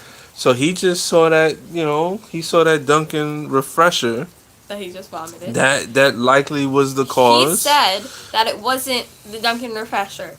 It was the only purple drink that he had, and he vomited purple. They don't need to know that. With chunks of chocolate donut. They don't need to know that With part. chunks of chocolate donut. So we could let me just translate for her the cleaned up version.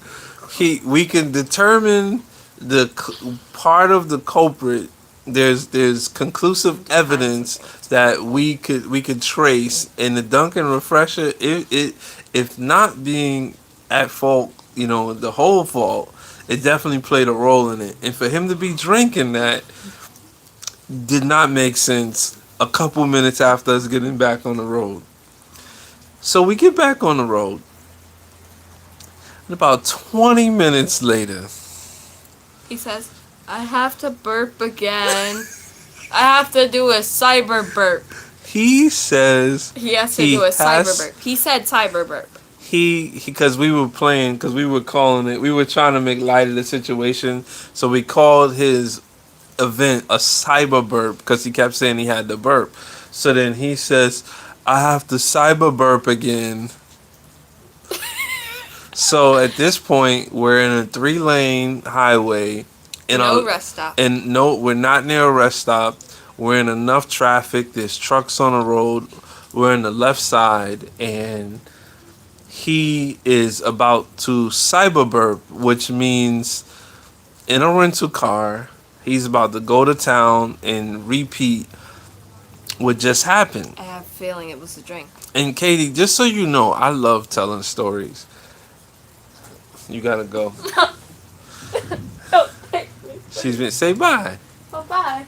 She had fun. I'll be back. I don't know if I'm gonna be on here. I'll be back. You will. So I love that she could come and pretty much repeat verbatim, so I know like my lived experience I'm able to remember and deliver. So he says I have to cyber burp. Oh, she actually is coming back. She just wanted me to grab my egg sandwich. Okay. She wasn't gonna bring it.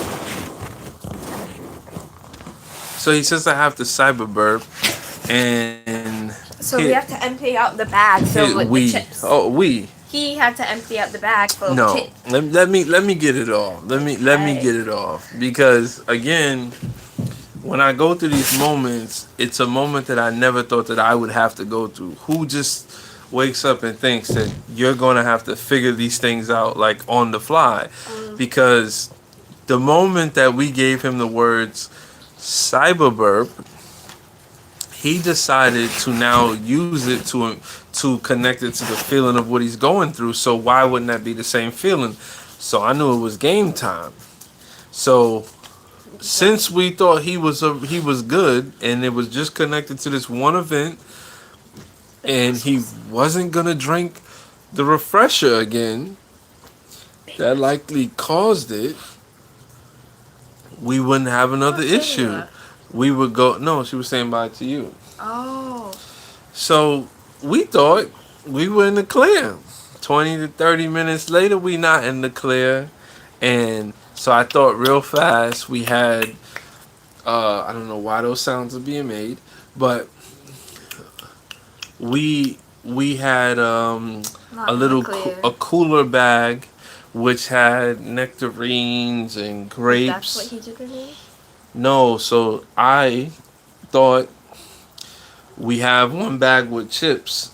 So an actual plastic bag, Hello. like a single use bag. She ain't natural. That's Rita. Hello. That's Rita. Say hi, Hello, Rita. Rita.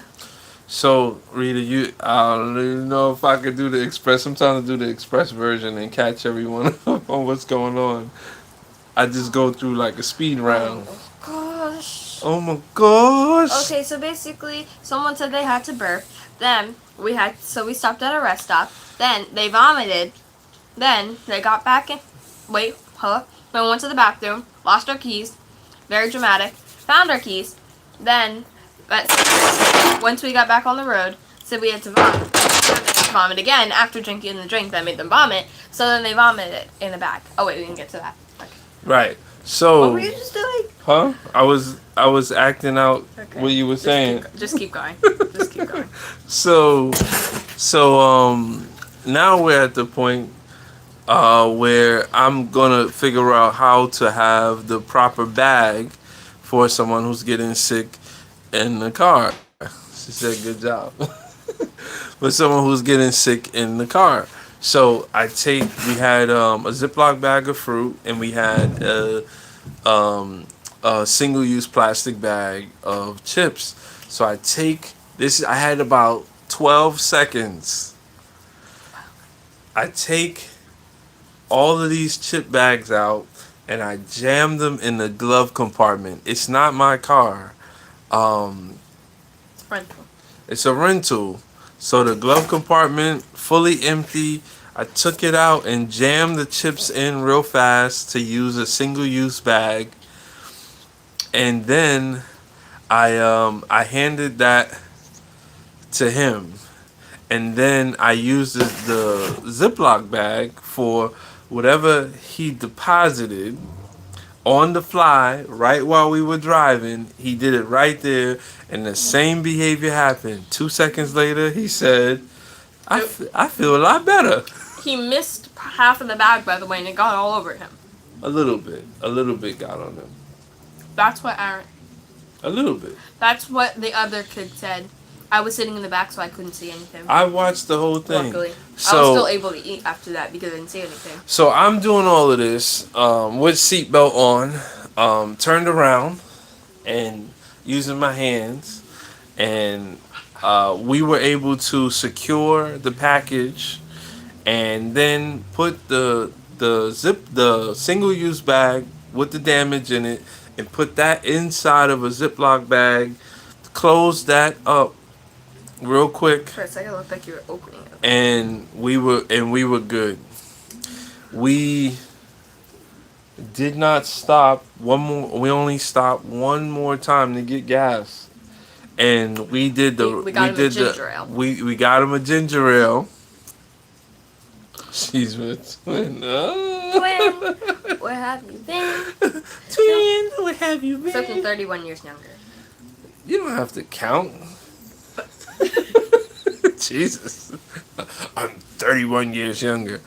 So we drove 5.5 hours for the rest of the trip without illness, with all smiles. In fact, he spent a lot of time talking for the rest of the trip. He was all good.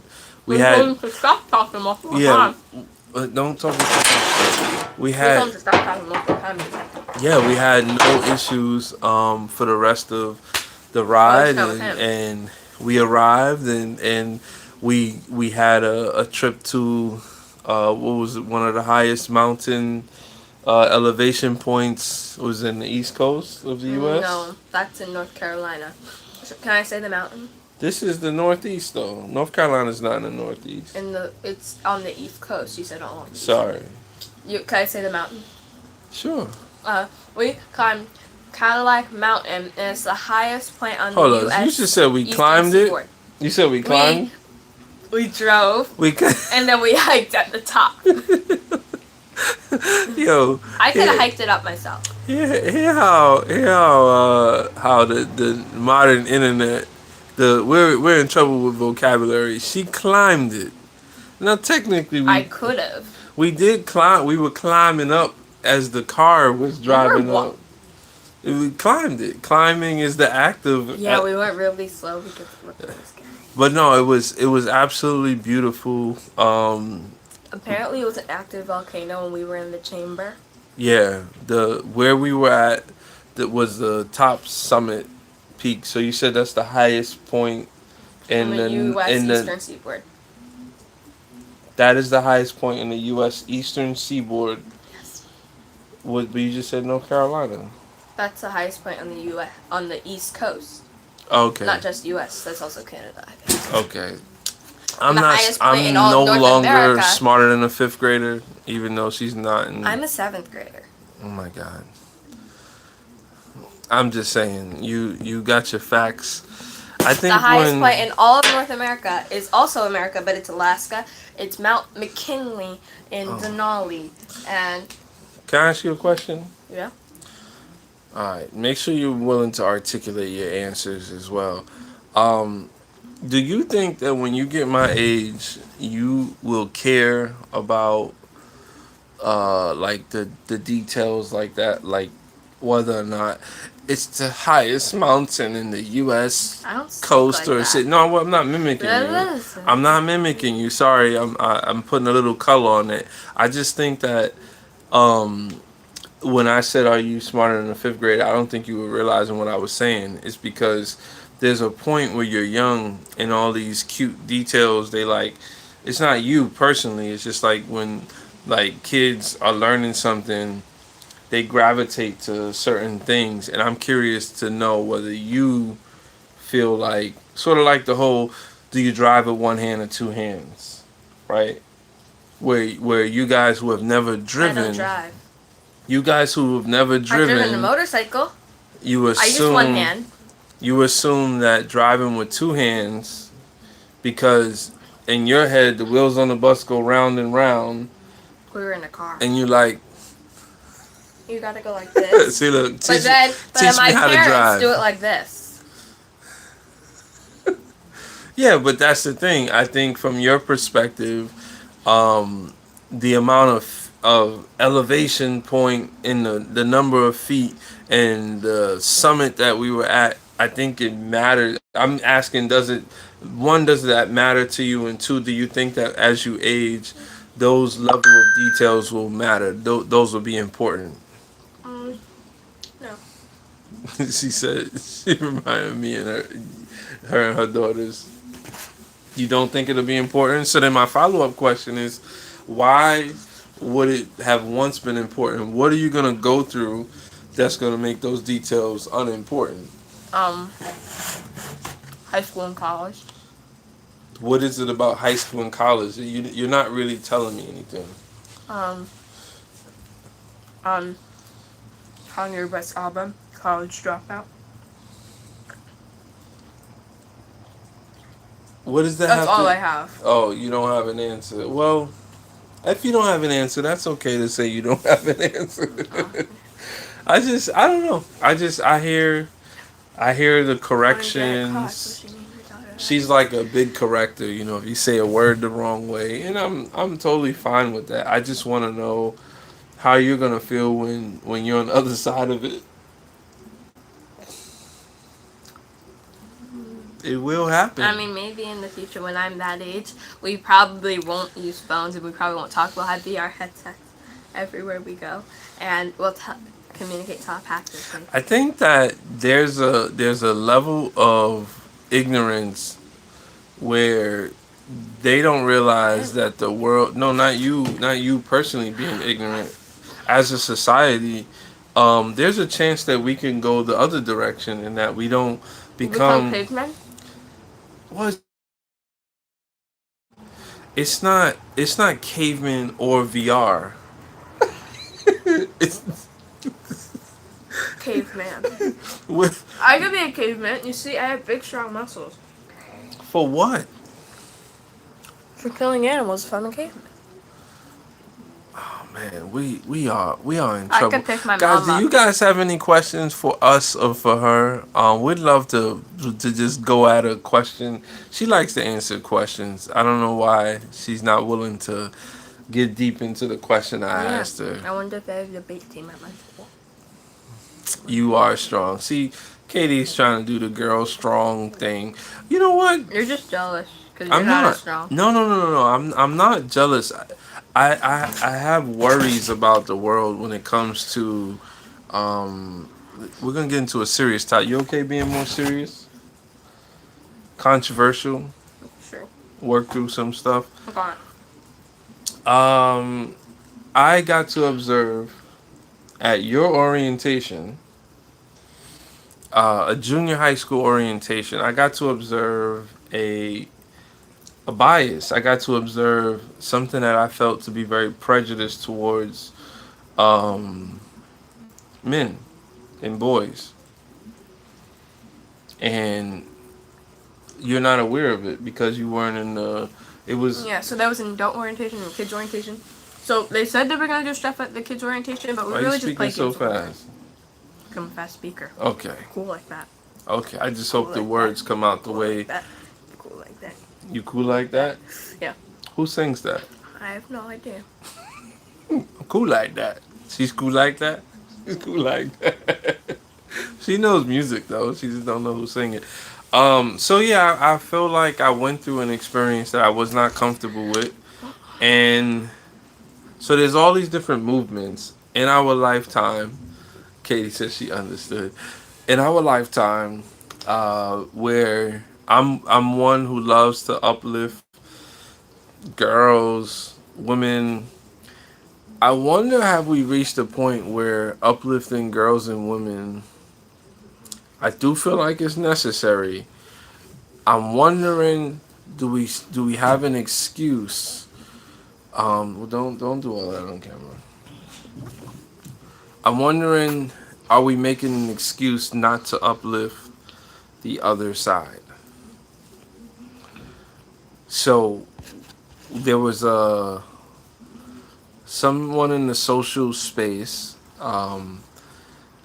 She ran a company. She presented herself as a CEO. It was masked under something called. Um, Thank you, Rita. That's where I'm. That's kind of where I'm going now. You know, I've run. I've done Girls on the Run. I've run with my daughter multiple times. I've even worn my pink Girls on the Run shirt to a family barbecue. I Hot have pink with hot tight pink. tan short pants. With tight tan pants. The pants used to not be that tight. I didn't buy them that tight. I'm just struggling with my weight. You should have gone to the gym with that. Oh, I'll go to the gym one time and it's supposed to just take all the weight off. I hear you. I got multiple times. Rita says uplifting is great for women, but we don't want to make our men. Yeah, so that was the feeling, right? That was kind of in line with the feeling where now I get it, and there was a lot of layers there. One of them was that she was presenting how technology and screen time, She said we shouldn't have games or phones or video games until we're 18. cell That's phones. not happening.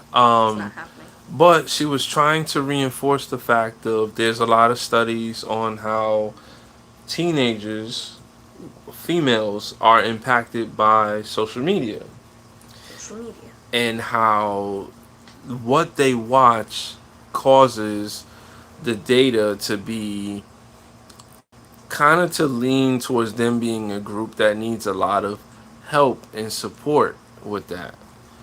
Um, oh, you talking about Missy? Who's Yeah, I Missy? still talk to Missy. Miss Single. Um, Oh. yeah, I still talk to Missy a lot. Oh, she wouldn't like this conversation because I think she would. I don't think everybody's willing to have it. Um, if anybody's uncomfortable ever with me having it, I feel like I've veered towards okay. I don't want anyone to feel uncomfortable because first and foremost, you want everybody to have a seat Smell at the the table chlorine. and feel comfortable. But are we reaching a point where we're not doing enough for our young men? Not a man, by the way. No, I'm not pointing at you. I'm Point it just over there. okay. Our young men, and I go to me being your age. There weren't a lot of, admittedly, there weren't a lot of girls empowerment things. They weren't telling young women to aspire to do certain things. Like, have you ever thought of being a car mechanic? I'm not being a mechanic, not a car mechanic. Let me see, a construction worker. Yes. You've thought of being a construction worker. Yes. Why? Because my Let's hear sibling this had a one. birthday party once and it was construction and it was very fun, so I wanted to be a construction worker. Cause the party was fun. He got loads of cool tools and stuff. So you find tools fun. Yes. Okay, that doesn't mean. I mean, that's a whole nother conversation on how something that you can do is fun and whether that in reality translates into a career that you're gonna have to wake up I still and don't do know when what I you want don't to want to do. do, and that's okay. You don't have to know what you want to do. But I take computer apps. I now. never met a classmate female who wanted to be a construction worker. Um, when it comes to sports, you probably don't know what Title IX means, but when it comes to sports, most females that I grew up with were not desiring to play basketball, football. I wanted to play baseball at one point. You wanted to play baseball. Tell me about you wanting to play baseball. Why did you? What sparked Well, this? because like everyone on your side of the family had something to do with baseball, so and it looked fun. And for Baseball. some reason, I wanted to do baseball instead of softball. I have no idea why, but I did. Well, there's actually a women's baseball league that I totally support, and I actually agree She's with coming you. for me. Women should have the ability to play whatever they want. I'm in your place. Okay. Bye. Too much empowerment. We have to replace you. You want to go around the other way? I hear you. I hear you, Rita. We're more of a an ancient breed. I'm back. But just sticking to the conversation, you just gotta jump in where you got to. But he said I'm back. Like he done did something. I'm back. I walked a mile on the treadmill, and I burned 100 calories today. Well, you burned more Over. than that because you was in the pool drinking all that chlorine. Was it fun learning to swim? Yes. Yeah. Do you think you need swim lessons? You are my swim lesson. Okay, I could dig that, but you don't need anything official, right? Mhm. All right. Well, let me ask you: do you feel like? Because I've heard your opinion on this. Do you feel like girls get favored in school, right? Why do you feel that? Because okay, an example. One time, I asked to move my seat since this person was super annoying. I got in trouble for saying she was annoying, and then when we finally switched seats, because it was data switch seats, I was placed with another girl, and she was annoying, and she didn't want to sit with me. So she asked, and I got in trouble somehow. That is the evidence that I'm gonna use as to why. The girls always get their way too. Oh man. So no, I hear you. I hear you. But see, this is what I get to deal with it. This see, see, she said, "Oh, them girls getting on his nerves." Now, here's the problem. What is the girls? One of those girls' names? I don't think I could say this on YouTube. Oh, do you know their name? Yeah. Okay, I just want to make sure you know their name because you guys y'all don't do well with in my opinion, you know all of your classmates' names. Yeah. I Do might not remember all of their faces. I don't you want to don't know remember all you of their. don't know their faces, but you know their names. Well, I know my friends' faces. How many friends do you have from like school? Everybody besides the girls. Okay, well that's I guess that's okay.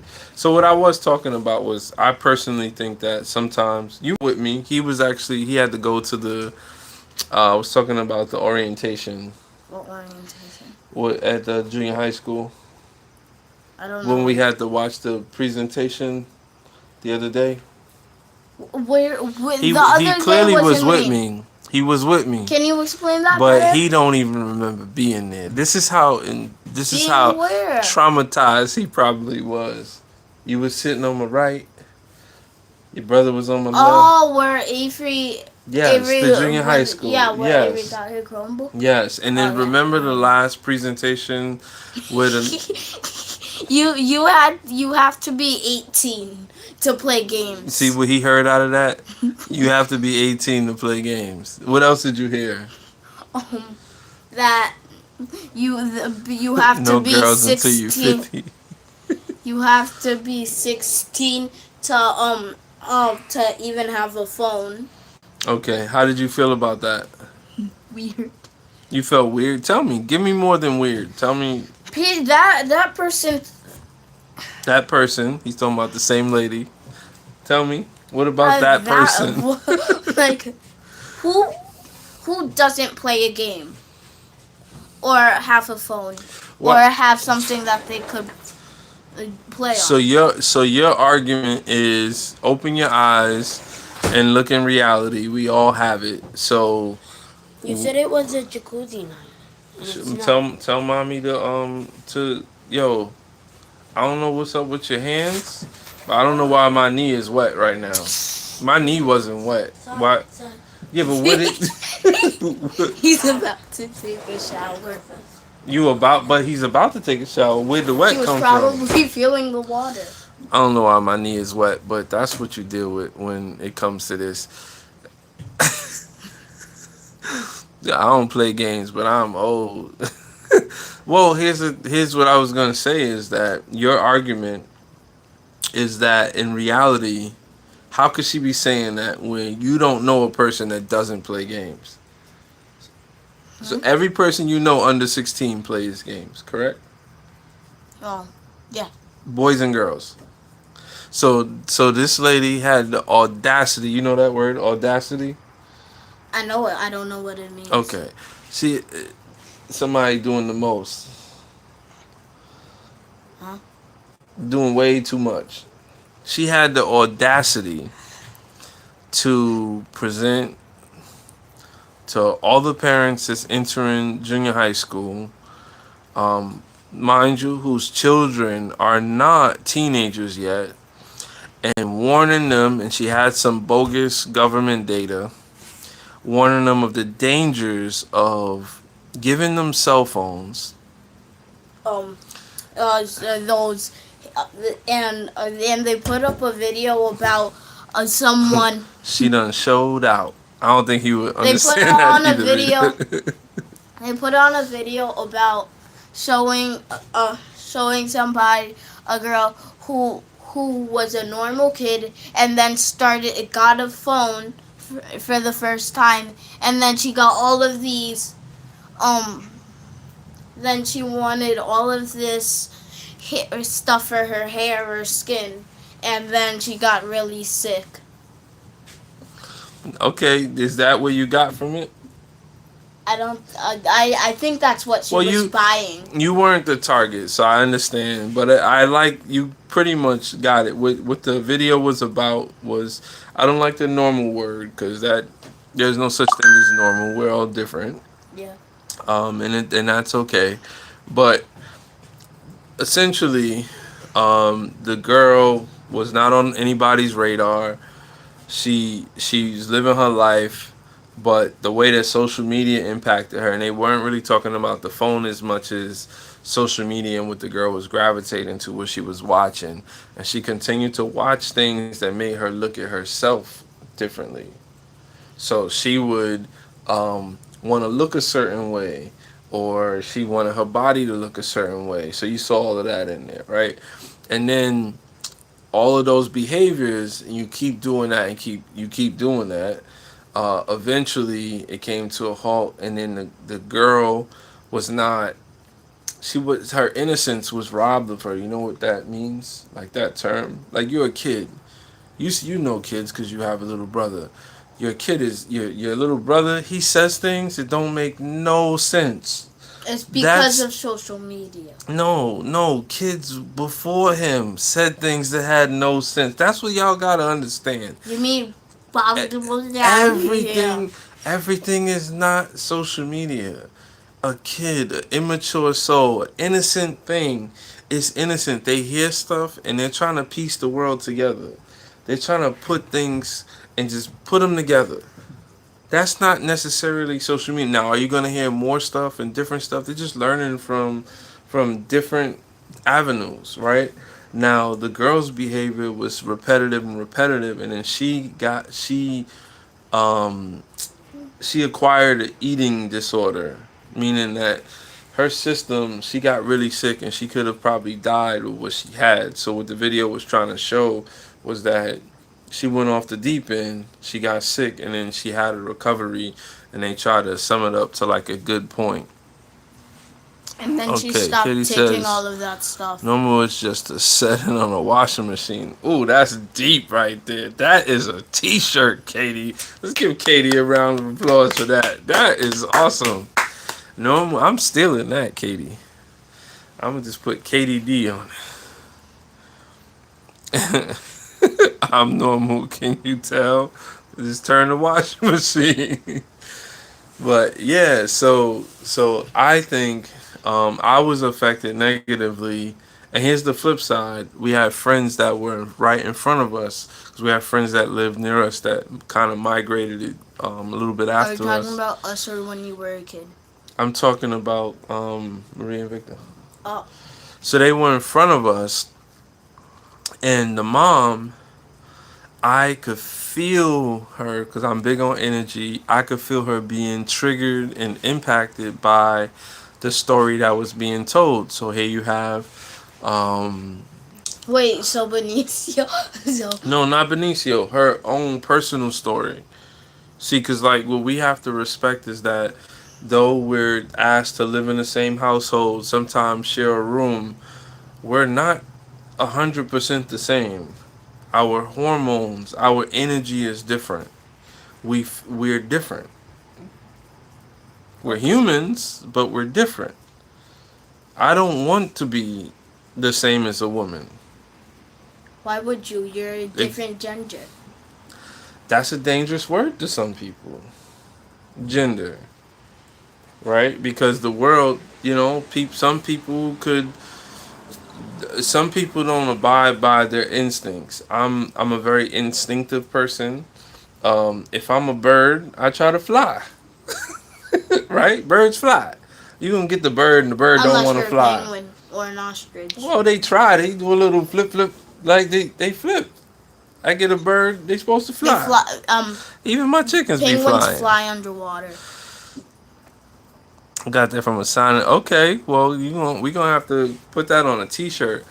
So what I took from it, like I was saying, the mom that was sitting in front of me, who's a friend of mine, I felt her energy, and she was triggered by it from her own personal story because there's, you may not know the term, but like self-esteem, like how you feel about yourself, like your identity, and the lady was right.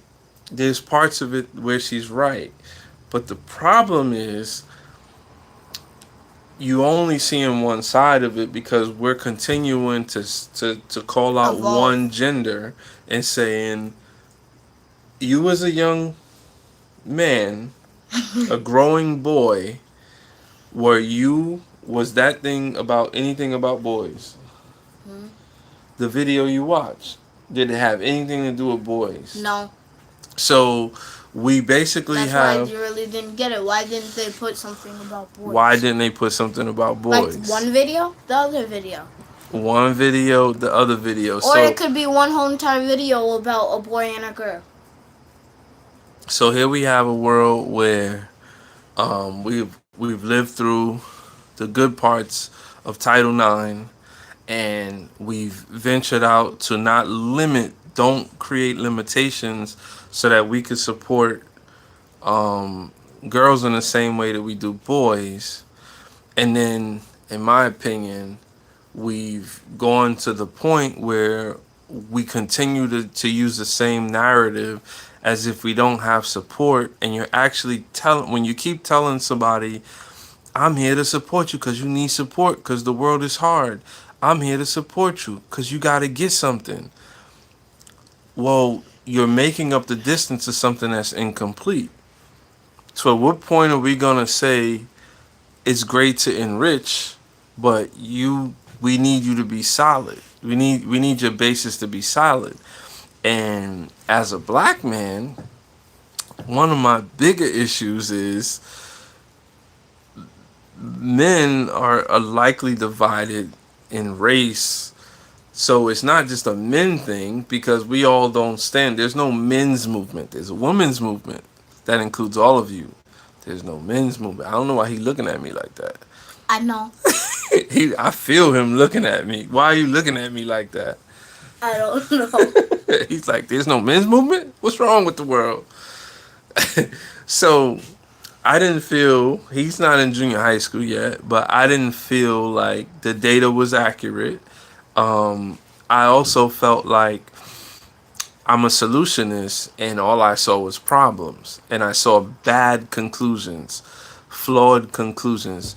In the reality, to think that you're not going to be able to have a phone. What age does she say? Hmm? What age does she say you need to get a phone? Over above 18. So at 18, above 18 18, plus. you will get a phone, and you're not supposed to be able to play video games. Now, what? Who? I don't know a person who's never played or been around video game playing. No, I, like my when mom I say played video games. I don't understand this. I I don't understand I'm saying this. that every like who waits till 18 to play their first video game in their life? Yeah, but what is I don't know if it was very flawed for me. But when you are putting parents back in a classroom, that's what that is. Because when you're presenting data to people, when you show up, say you show up to an auditorium, don't you give validity to the person who's talking? Don't you think that they know what they're talking about because they're the ones speaking to all these people?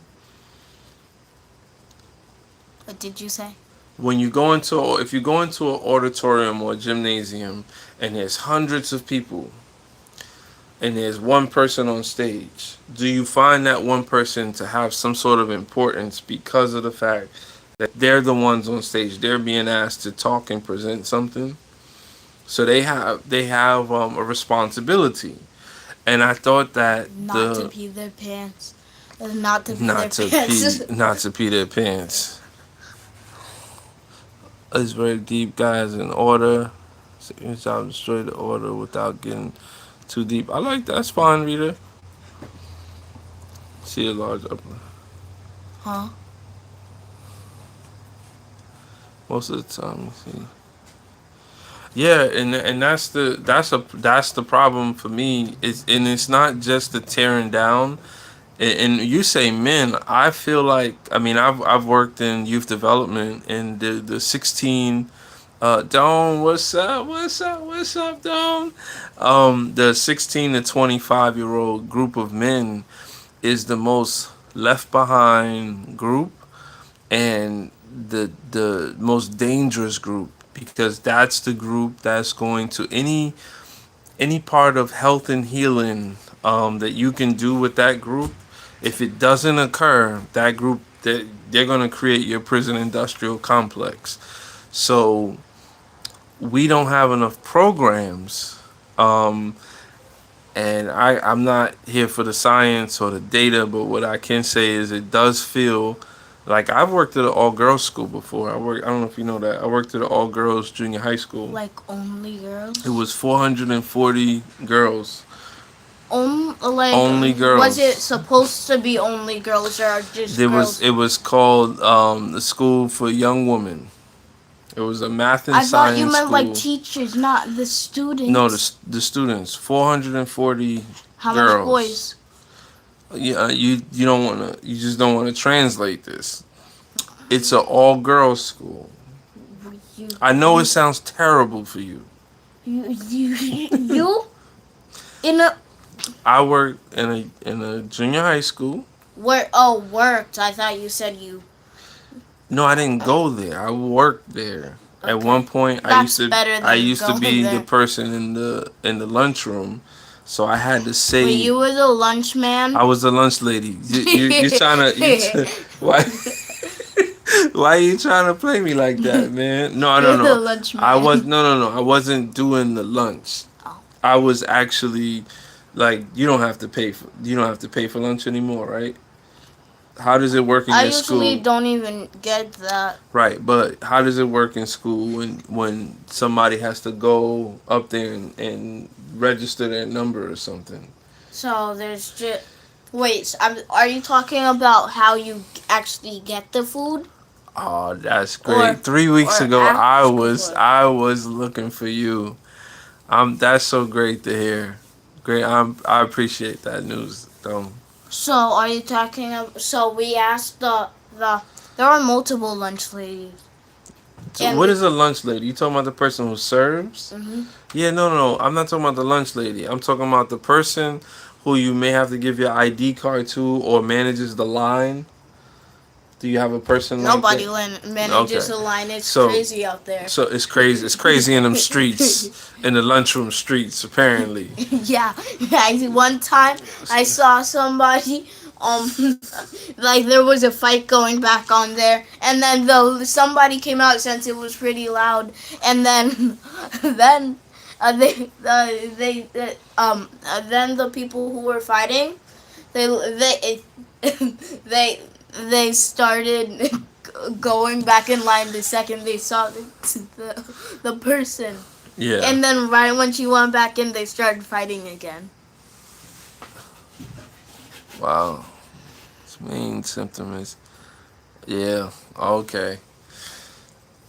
No, so yeah, I used to work at an all girls school, and I used to have to know. I knew every one of their names, first and last, because I had to. Student? Yeah, because I had to keep a log. 440. I was. They used to call me Mr. Darnell.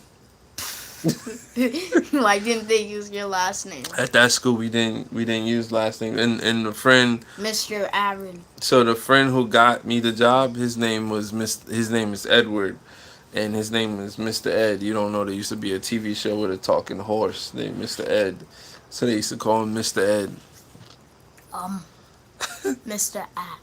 I'm Mr. So Aaron. so anyway, I've definitely been in an environment and have seen positive impact of women empowerment at a young age, but I also seen a gap there, where we're tolerant of certain things, and sad to say, but maybe I have to invest. Um, it is scary to send kids to school. That could not be said. There's so much, and to have worked in schools before, this was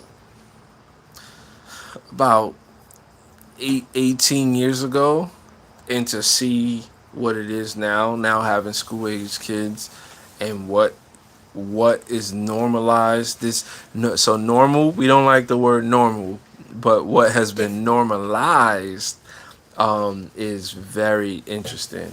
And hey, we all just gotta try to be as safe as we can. I like the world. I mean, I like He not likes the saying world. normal.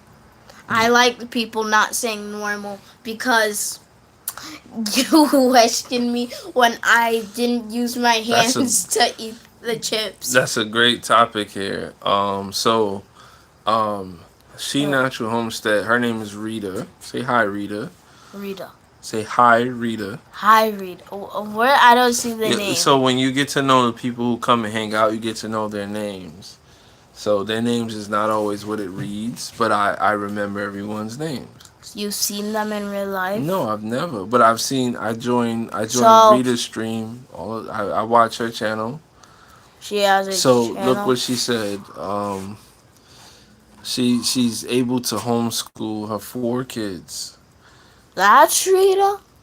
The She Natural Homestead. Oh, Would you want to be homeschooled? I don't think I could do that.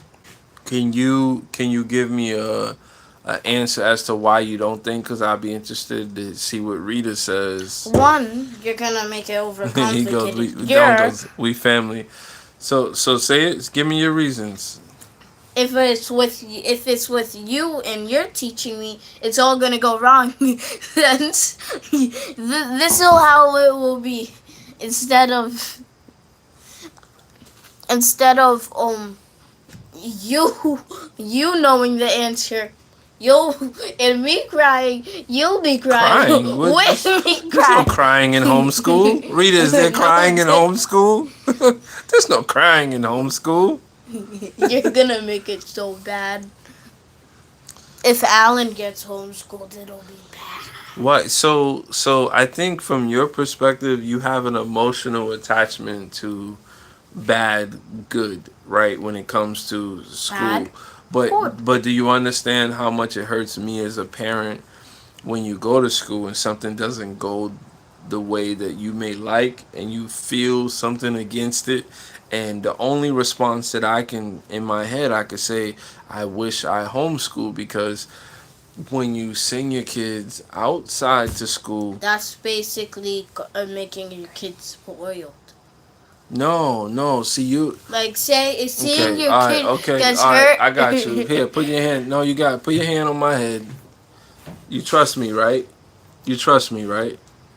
You trust me, right? Yeah. Okay. Trust me that you have no idea what you're talking about. Okay? You have no idea what you're talking about. I have no idea what I'm talking See, Don about. says if he only knew the good side, right? So the thing is, first of all, you have to understand that one, you have no idea what you're talking about. I don't know what No, I'm no, no, talking don't about. talk, don't talk silly. I don't know how to talk.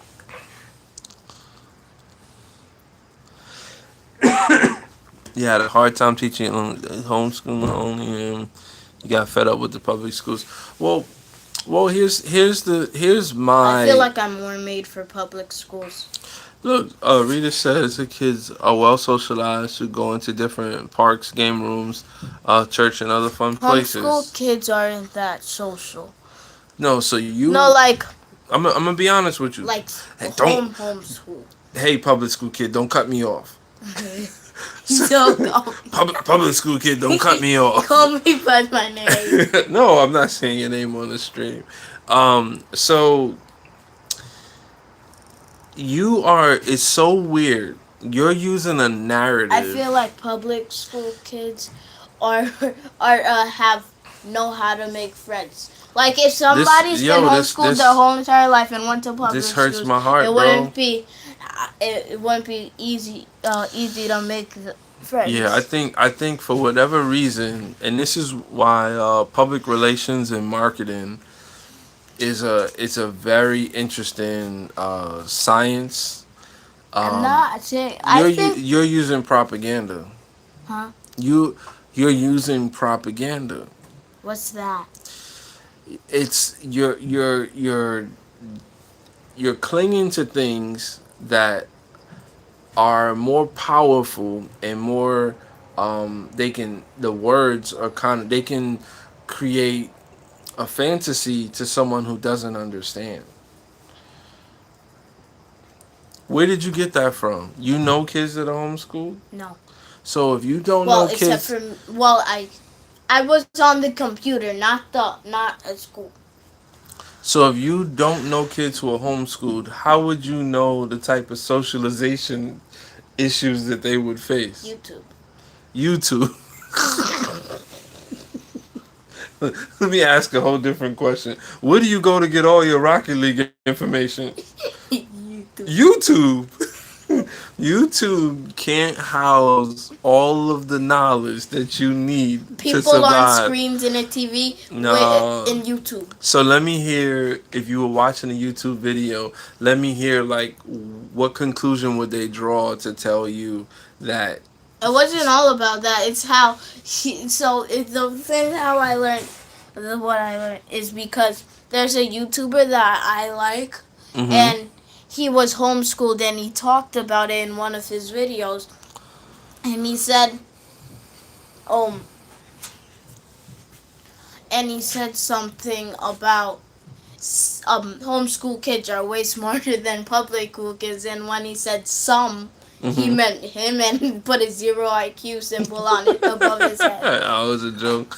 Look, Rita says, my kids are also business owners. Kids are business owners, and learning how to run them. When they turn 18, they will take them over. Look at that. Wait. How? I keep telling you, man. Eight? They must be close to 18 then. The, so here's my breakdown, and this is gonna be a conversation that we've never had, and I'm in a space with family, and I'm glad to have the conversation. I only got like 5 more minutes because I got the side eye from my wife already. And what the She YouTuber was looking at me said- like that. The YouTuber also said that if he gets kids, he's gonna have the experience. Their son is gonna have an experience with crying with the dad, like it would be. Videos. You're watching us right now. So Alright, turn. Crying with Okay, the dad. turn the sound down. Turn it down in there. Alright.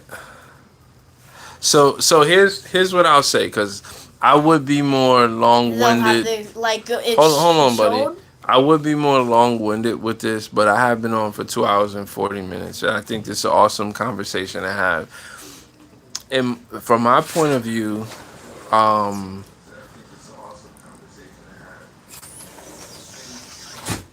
point of view, a family should sit down with themselves and do what's best for them. Close the door, please. It just showed your power. What are we doing? Yeah. No, I got it, Katie. A family should sit down and What weigh. color's gone? Shh. Calm down.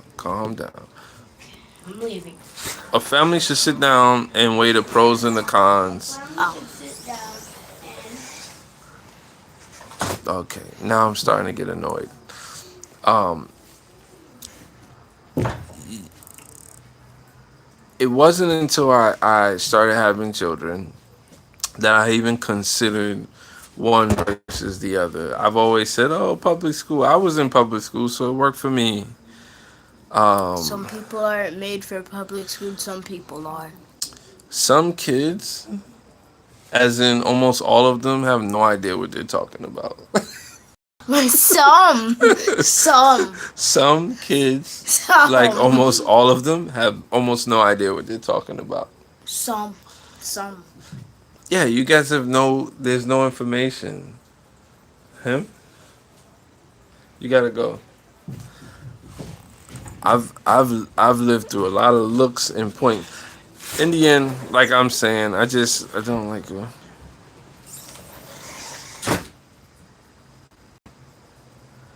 Oh, he definitely has a long way to go. I see that though. Yeah. Well, I don't. I think Rita, my point with the whole there's no reason to feel blessed and privileged if you're not gonna sit your behind down for a second and choose what's right for you guys. And doing something because someone else said it, um, or because it was that way and it worked. I think you just got to sit down and see what works for you. I think I was on the cusp of really wanting to do it, but I think there was some sort of a conflict and partially a fantasy as to what it was going to feel like. It could have turned out in pure chaos in my scenario. I think I'm a good teacher. I think I have patience. I think I know I've done that away from my children. I've been able to work with children, different environments, definitely manage an environment from the social side. Being in sports has helped me with that. I've done that in the classroom as well, like in after school programs. Um, but I do think that we should sit down and just kind of see what works, because my reserve is I'm just not happy with what kids learn. I'm not happy with the speed of what kids learn and all of the things that I feel they need to unlearn. Um, School is very generalized. I feel like what made me excited about homeschool was the creativity and imagination of allowing the kids to be themselves. I myself was a kid who was confused about walking straight. I was confused about raising my hand and not getting answers because my questions sound odd. Um, and time will tell for some of us, because what happens is um, we all mature at different ages. I mean, it's very basic. If we all mature at different ages, how do we all go through the same system? Doesn't make sense. How do we have expectations for everyone to hit at the same time? And if you didn't hit by this time, it's time to move on from you. It doesn't make sense. Okay, Dawn says something beautiful. Let me make sure that you paid the price in college. School is what you get out of it. Well, my and not to be I nowadays don't I like giving my opinion, even if it's in conflict. um I hear the school is what you make of it. It's a little generic for me personally. School is an environment. It's a structured academic environment where the goal is to should be to finish, and in some cases that's to acquire some sort of certification. The people that's on the side of teaching you, they have a responsibility to uphold, and you will endure because your goal is to finish. Um, Rita says the children really blossom in homeschool, very confident they know who they are. Yeah, I'm in the weird position because I'm very confident and I want to pass on similar things like you're teaching to your children. And I think that I'm struggling to do that. I think that my inability to have the extra time with them is actually delaying that.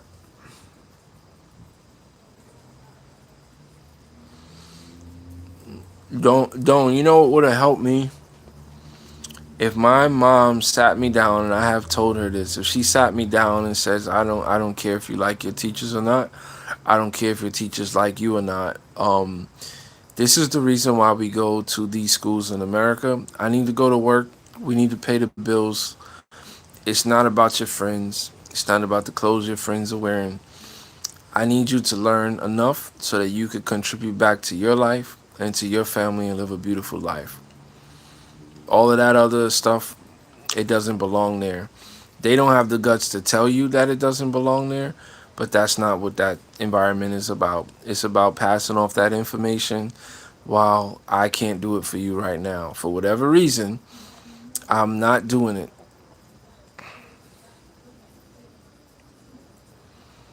Yeah, but that's the flaw because a lot of us are married into this rating system.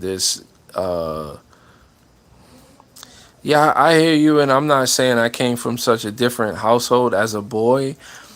I feel like it didn't impact me as much, and I strayed, and I was able to get away with it, which isn't fair. But it's just it was a reality. It's a reality for many of us. Um, there's the double standard, and that double standard shows up in life. You know, and what the structure that some of us acquire through the trauma turns out to be something that helps us to be better and live better.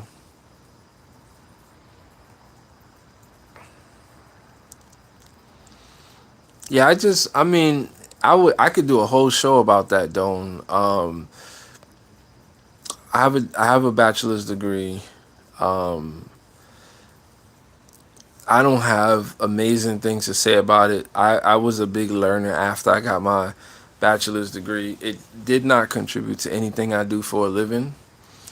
Um, so I don't. That's why it's hard to connect the two. I do feel like more people need to understand. There's two sides of it because the system as a whole, we have all of these nonsense programs. Excuse me, and we sum everything up and we call it like college, right? That's not good enough. What you go to college for and how realistic that plan is everything. It has nothing to do with the word college. Like right now, we're in a world where we're saying AI is going to take over the world and there's going to be no jobs.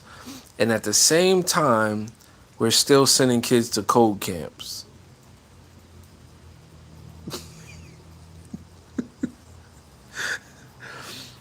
So you believe AI is going to take over the code, but you're sending kids to code camps. And the kids are going to get serious about writing code. And then they're going to get out and say, I invested thousands of hours into this. Like you asked me, tens of thousands, and I was really serious about this. But there's no possible way to profit or make money from this.